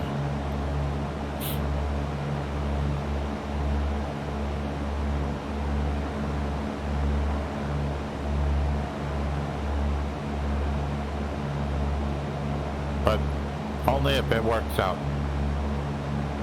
From the specs it looks okay. The only downside I saw was, for me, is I really like the off-ear speakers. I really like the way they work. And it looks like the Vive Pro 2 keeps the same headphones as what the original Vive Pro had. So I had a Vive Pro, so the sound was good on it. So the off-ear speakers are pretty cool, but it isn't a big enough problem that I'll not get it. So, but it would be interesting if somebody mods an off-ear mod where you can replace that with an off-ear set. So we'll have to see. Because I like the fact that the way the off-ear stuff works, you can actually hear things in the house. So if my girlfriend says something to me, I can hear her, but the sound that I hear in the sim is really, really good. So I really like that feature. So, but we'll just have to see. I guess I don't know. I tried to pre-order it pretty early, so I don't know. But I think it's on the 4th of June that they're supposed to, for the headsets only, they're supposed to be available and shipping. So we'll see. We will see.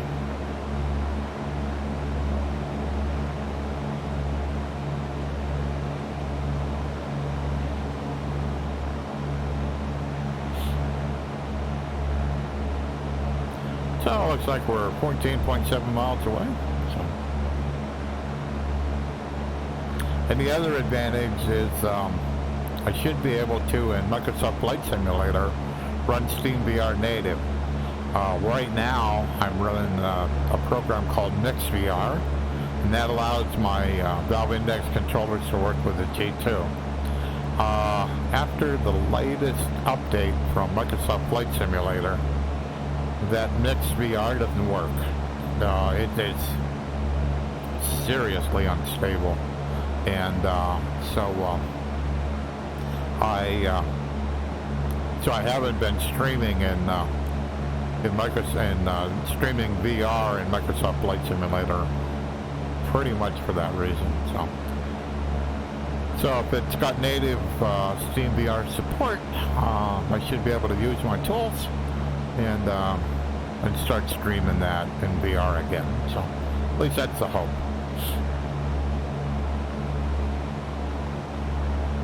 Because Microsoft Flight Simulator is visually just so appealing, but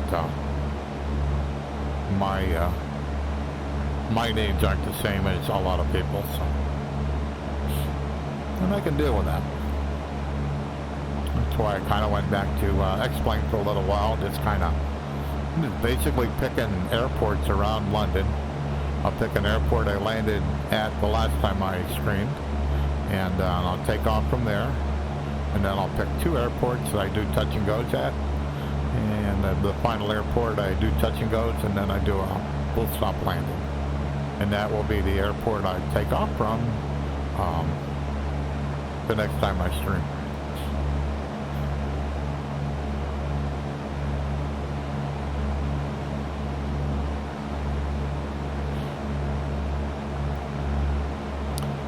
11 miles out. Bristol, I think I've been here before.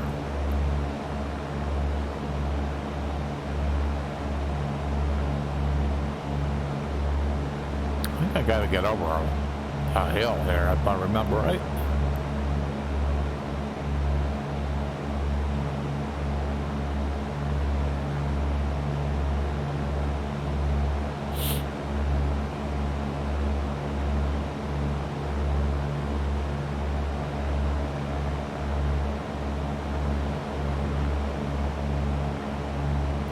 Okay, 9 and 27.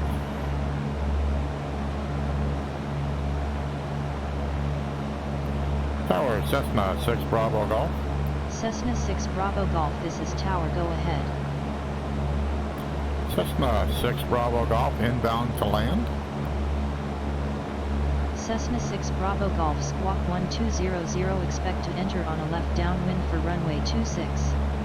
Call downwind. Yeah, something ain't right. Oh. This'll work better. Tower, Cessna 6 Bravo Golf. Cessna 6 Bravo Golf, this is Tower, go ahead. Cessna 6 Bravo Golf, inbound to land. Cessna 6 Bravo Golf, good afternoon. Squawk 1200, altimeter 2953, enter pattern on a left downwind for runway 27. Call downwind.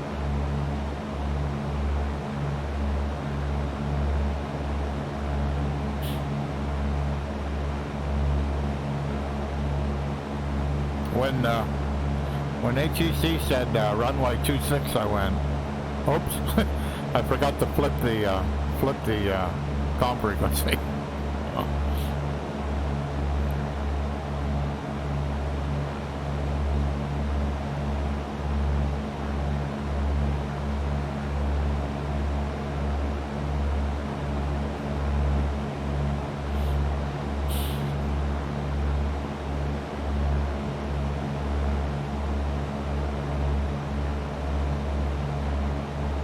So all I gotta do is find this airport.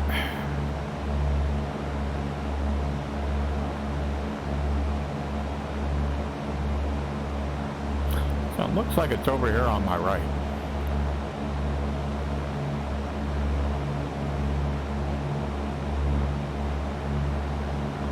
Get over this ridge.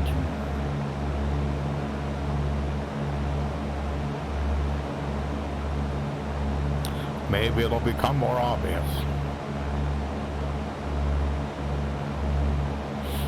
But I think I might have to go over another ridge.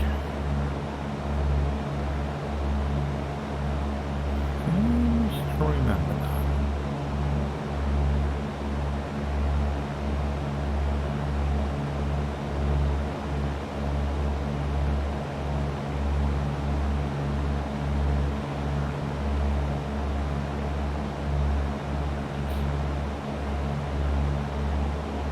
So it says it's 4.8 miles away, and I am thinking that that ridge is closer than that. But I don't know for sure. Yeah, I would say that's true, because I see this lake here. And, yep. I gotta get over this.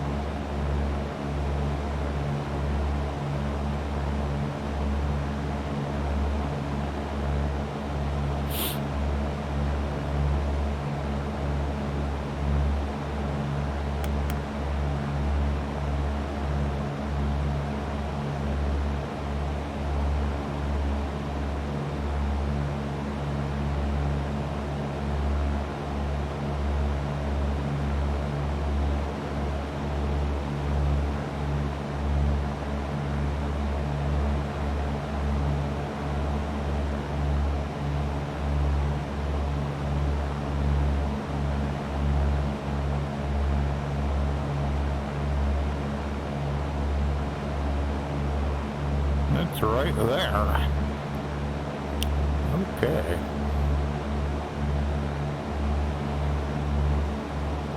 Took me a minute to see it. So I'm gonna go back out this way.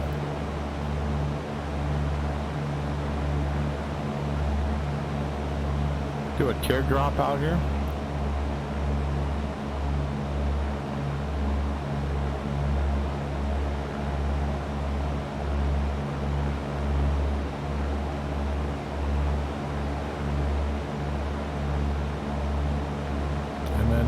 Do a right 180. I should be set up for a downwind of runway 27.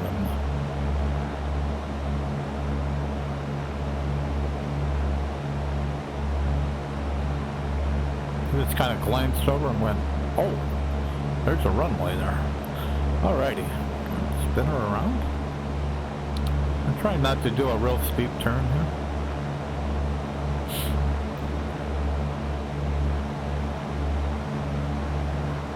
What I do is get turned around and in the correct direction for a downwind 27.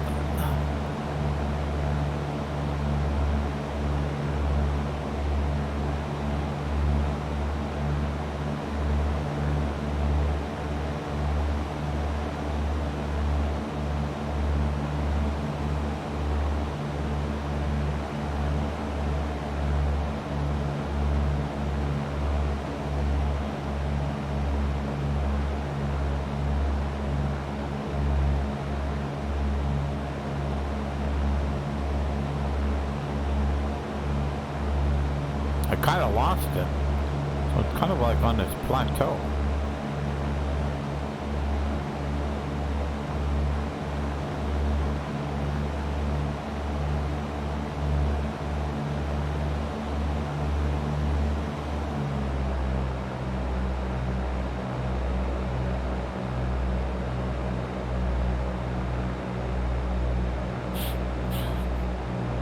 What kind of runway we got here? Okay, 6,000 feet, no big deal.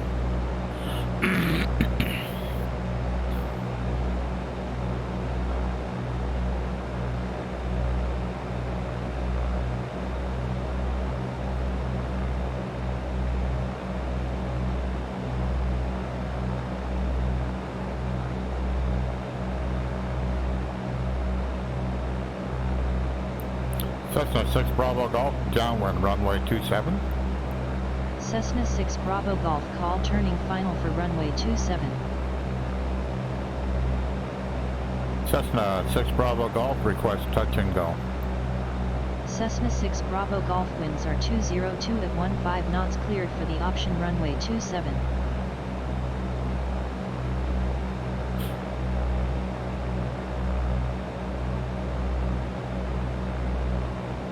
Okay, I'm a little bit low here.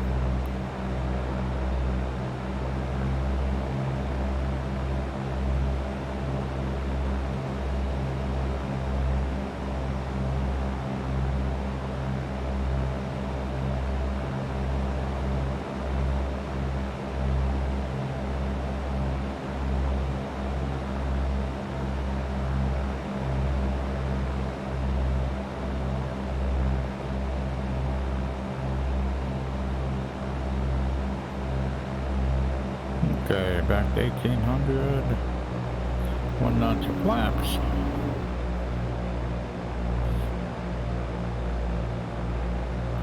To keep the power up a little bit because I'm just a little bit low.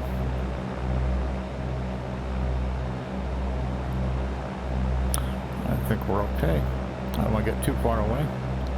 2nd knot of flaps.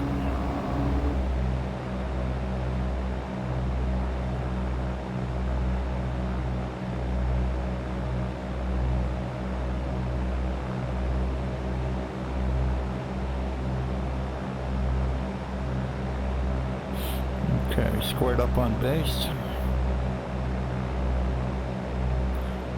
Cessna 6 Bravo Golf, turning final. Cessna 6 Bravo Golf, winds are 202 at 15 knots, cleared for the option runway 27.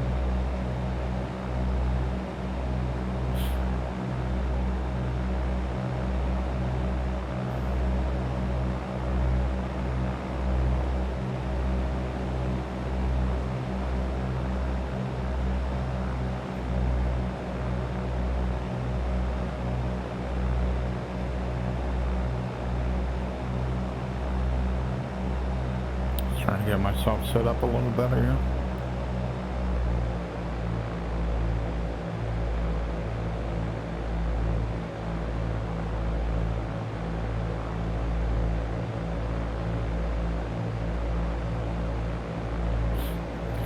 Definitely got this runway made.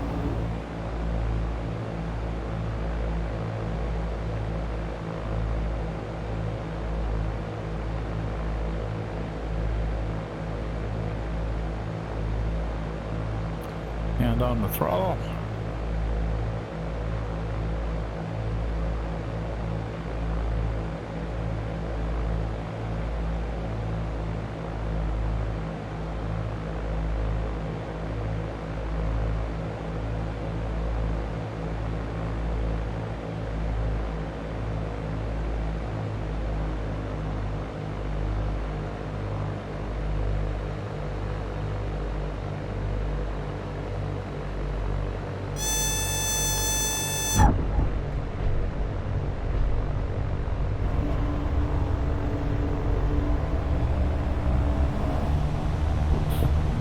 Okay.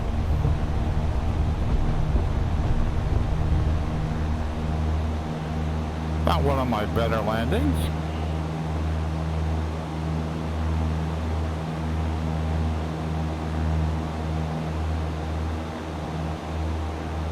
I thought I had caught it, but oh, it's flaring a little bit.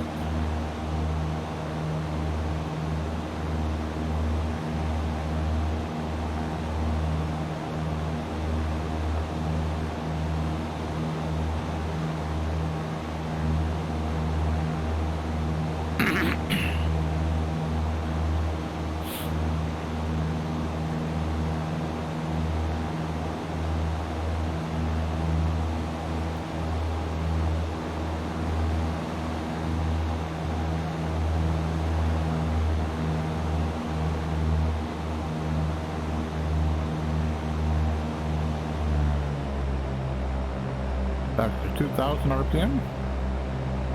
Turning on final. Or on downwind.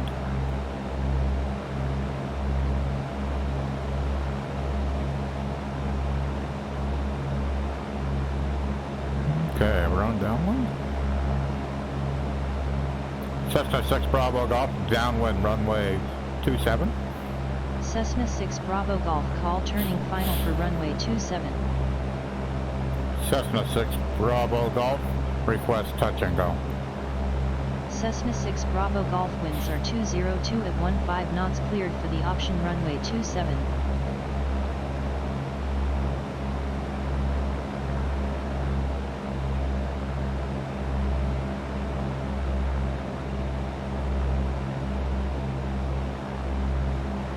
Okay, there's the end of the runway. Pull the yoke back a little bit, 1800. 1 knot of flaps.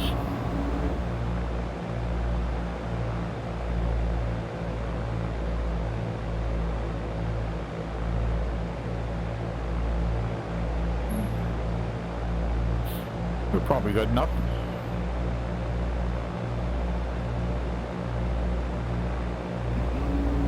More knots of flaps.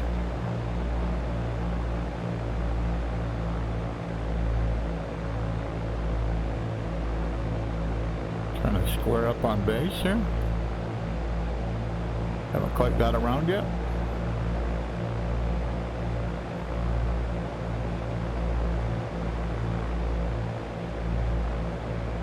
Okay, squared up on base.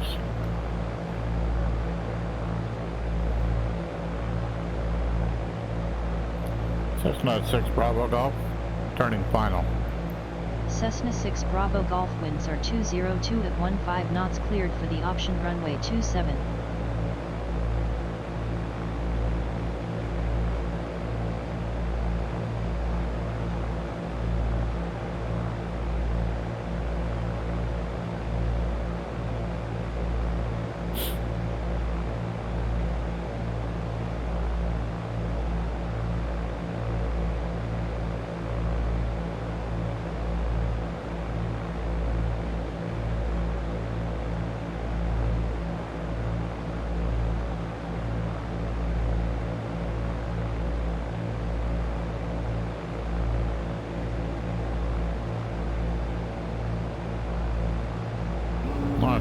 flaps.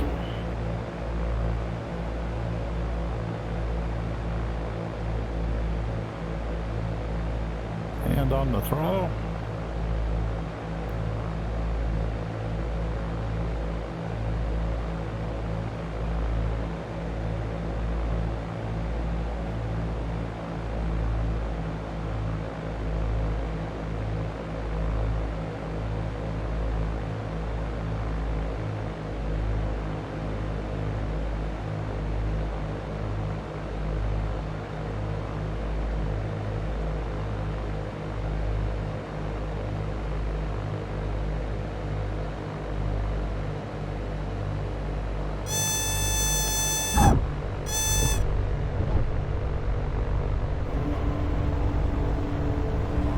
That was better.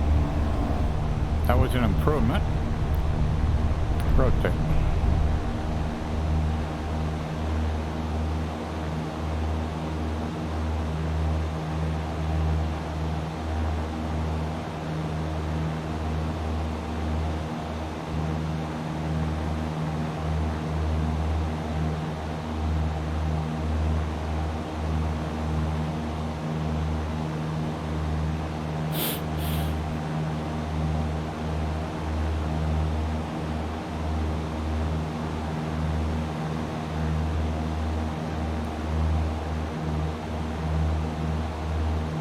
Yeah, sometimes when you get to a new airport, you don't have a really good approach set up, and so sometimes, like the second one after you're in the pattern, you're actually doing your approach is all set up way better.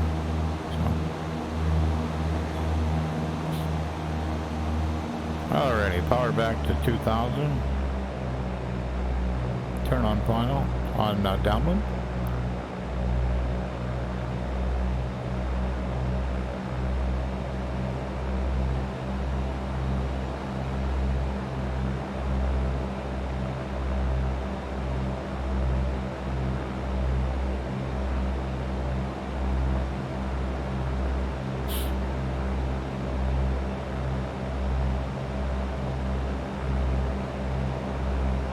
Cessna 6 Bravo Golf, downwind, runway 27. Cessna 6 Bravo Golf, call turning final for runway 27. Cessna 6 Bravo Golf, request touch and go. Cessna 6 Bravo Golf, winds are 202 at 15 knots, cleared for the option runway 27. Okay.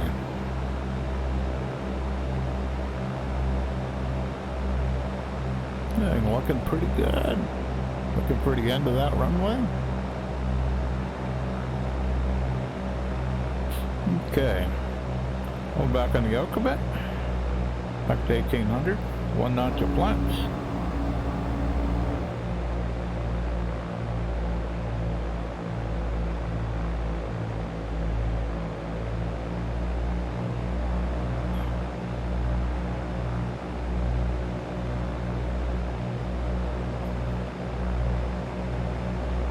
Okay, turn on base.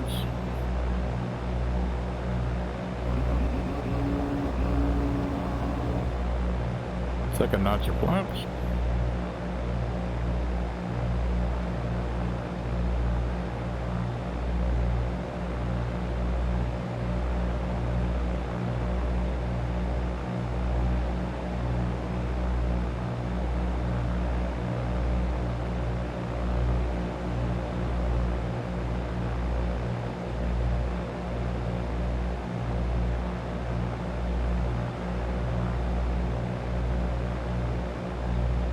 Squared up on base. Cessna 6 Bravo Golf, turning final. Cessna 6 Bravo Golf, winds are 202 at 15 knots, cleared for the option runway 27.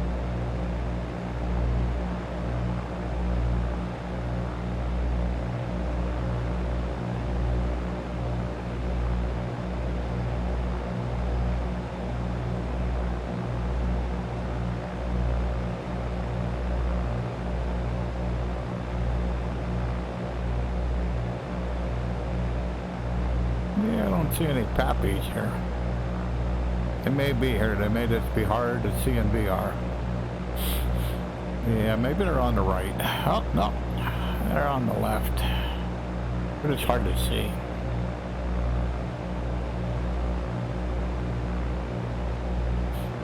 Looks like general aviation parking is over on the right.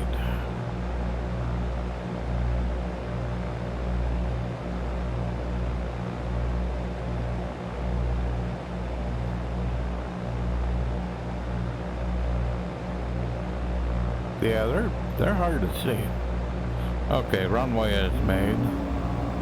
Last notch of flaps again. Trying to keep the nose down so I don't lose too much airspeed. Hand on the throttle.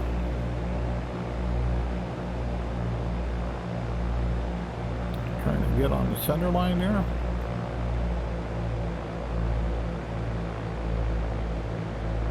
Nothing better.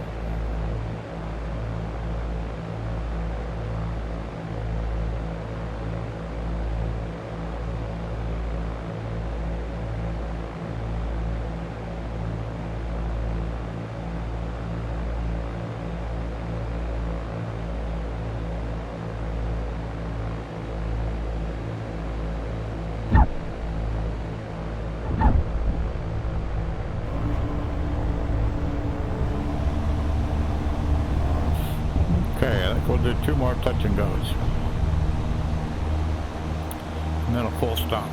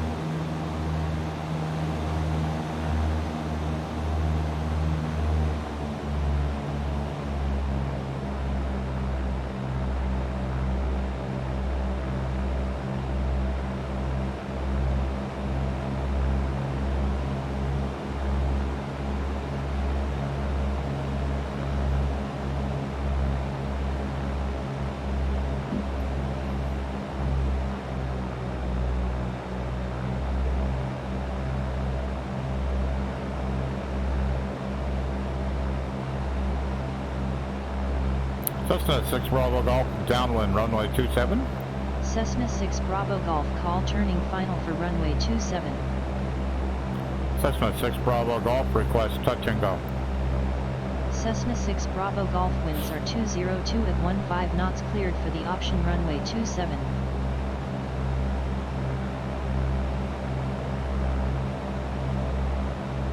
Okay. End of the runway. Back on the yoke a little bit. 1800. 1 notch of flaps.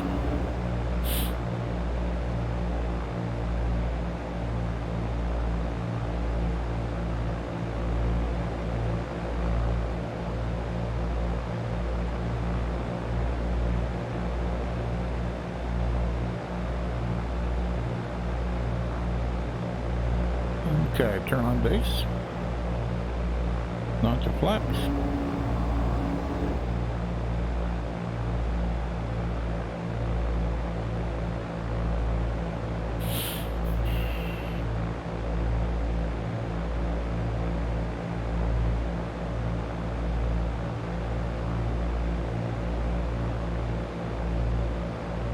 Okay, square up on base. Cessna 6 Bravo Golf, turning final. Cessna 6 Bravo Golf, winds are 202 at 15 knots, cleared for the option runway 27. Okay, touch and go and full stop next landing. Overshot this one a little bit.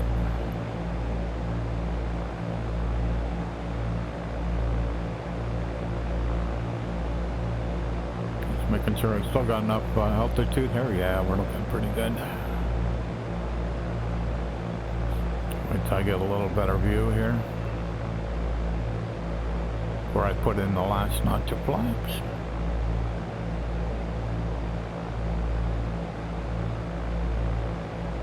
Oh yeah, we're good.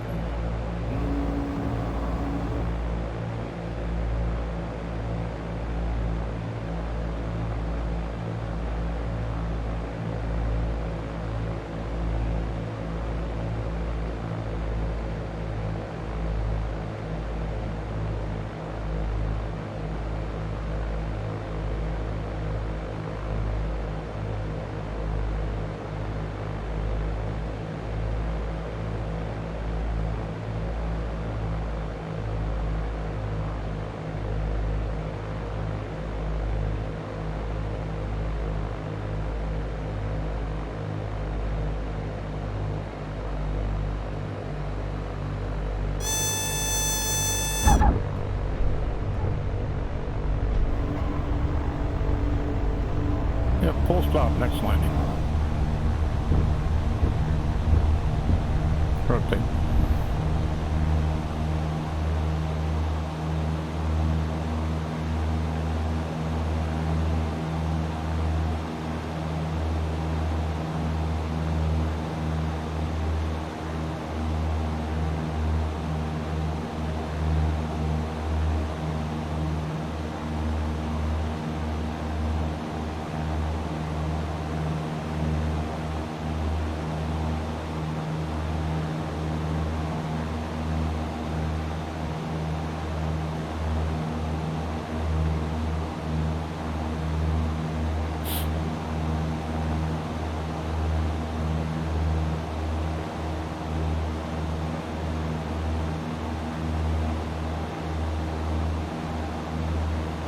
Okay. Square it up.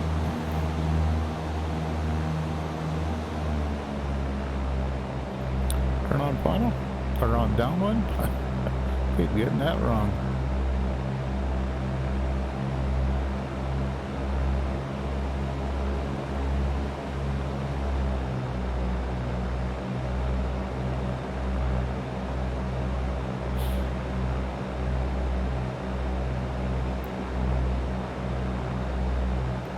Cessna 6 Bravo Golf, downwind runway 27, full stop landing.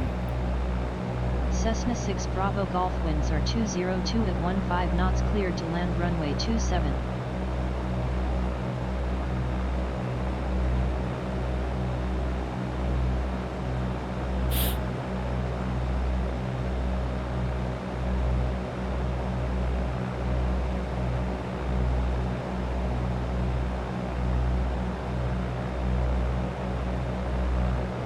Okay, there's the end of the runway.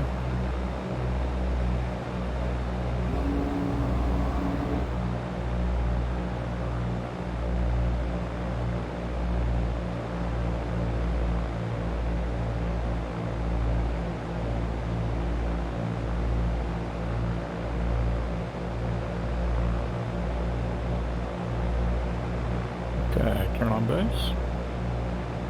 Onto flaps.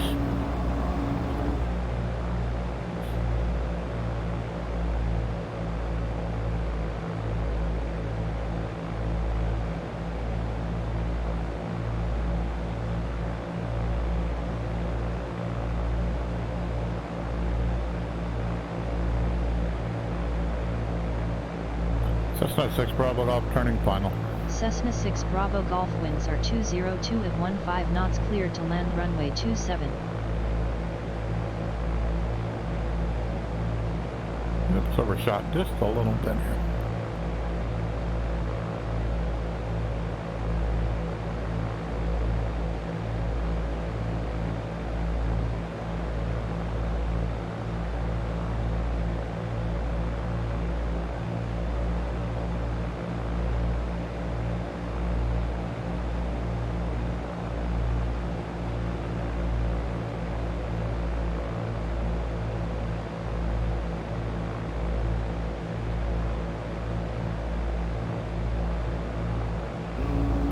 Final notch of flaps.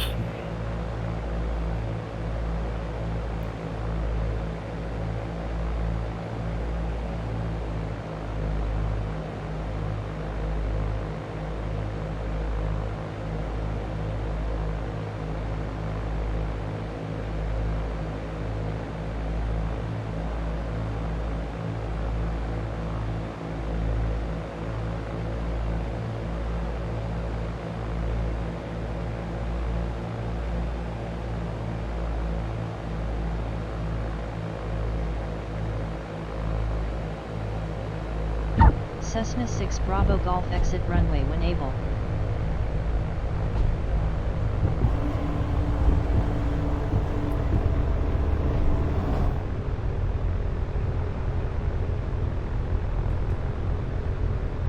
So I think I need to go over there. See if I can find a taxiway here. There's a taxiway? No.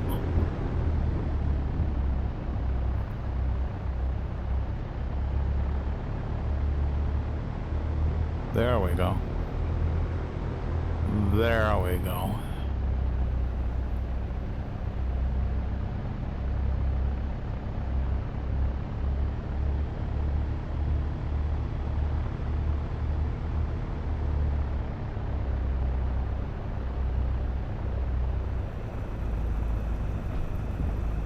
Cessna 6 Bravo Golf, clear to the active. Cessna 6 Bravo Golf, this is Bristol Tower on 133.85, please repeat your request. Cessna 6 Bravo Golf, clear the active runway.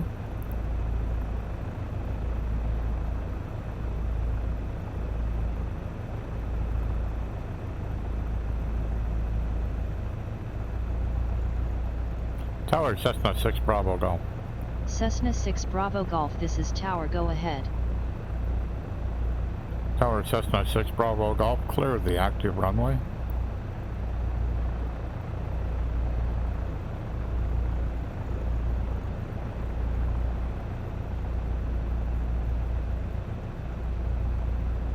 Cessna 6 Bravo Golf, request taxi to general aviation parking.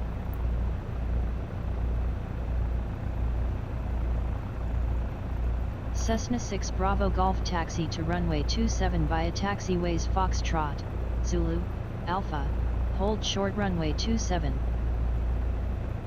I don't want to take off. Tower Cessna 6 Bravo Golf, request taxi to general aviation parking. Cessna 6 Bravo Golf, taxi to runway 27 via taxiways Foxtrot, Zulu, Alpha, hold short runway 27. Setcom 1, 121.930. Com 1 set to 121.903. Ground Cessna 6 Bravo Golf, request taxi to general aviation parking. Cessna 6 Bravo Golf, this is Bristol delivery clearance delivery on 121.902, please repeat your request. Setcom 1, 121.930. Com 1 set to 121.903.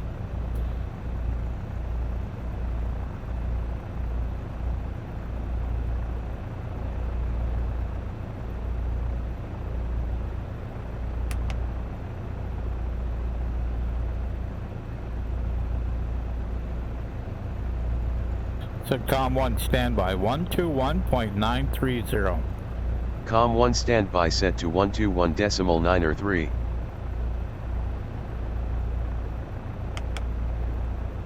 Ground Cessna 6 Bravo Golf.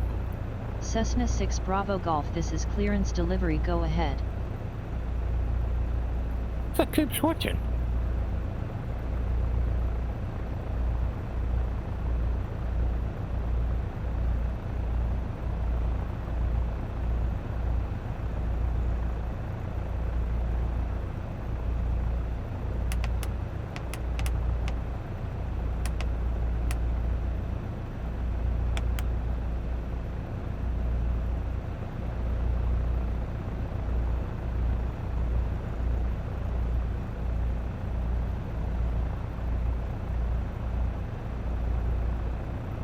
Ground Cessna 6 Bravo Golf.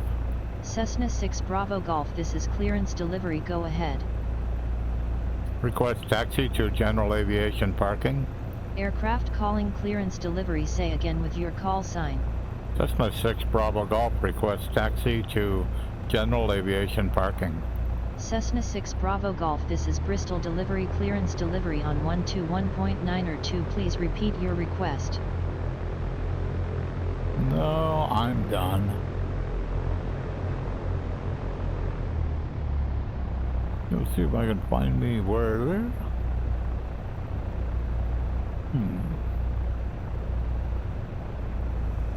I think I'm just gonna park over here.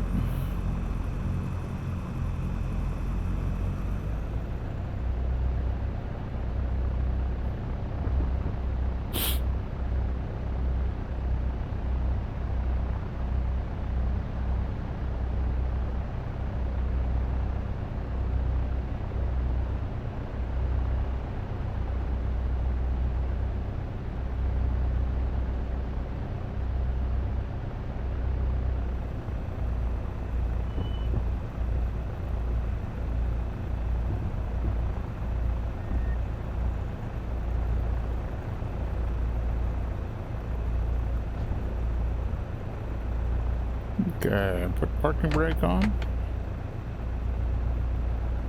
That's kind of weird. Huh.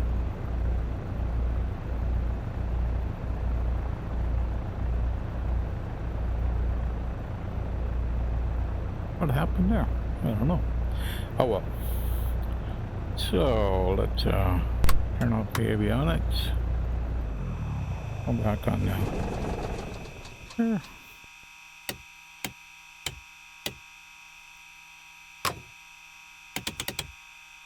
Okay. Looks like we're all good. We safely made it to Bristol. My pilot ATC failed me when I got on the ground. When I look at it, it says, well, a couple of things are going wrong here, but that's just the way it goes. Fun part of streaming and VR. Already gonna call it a day.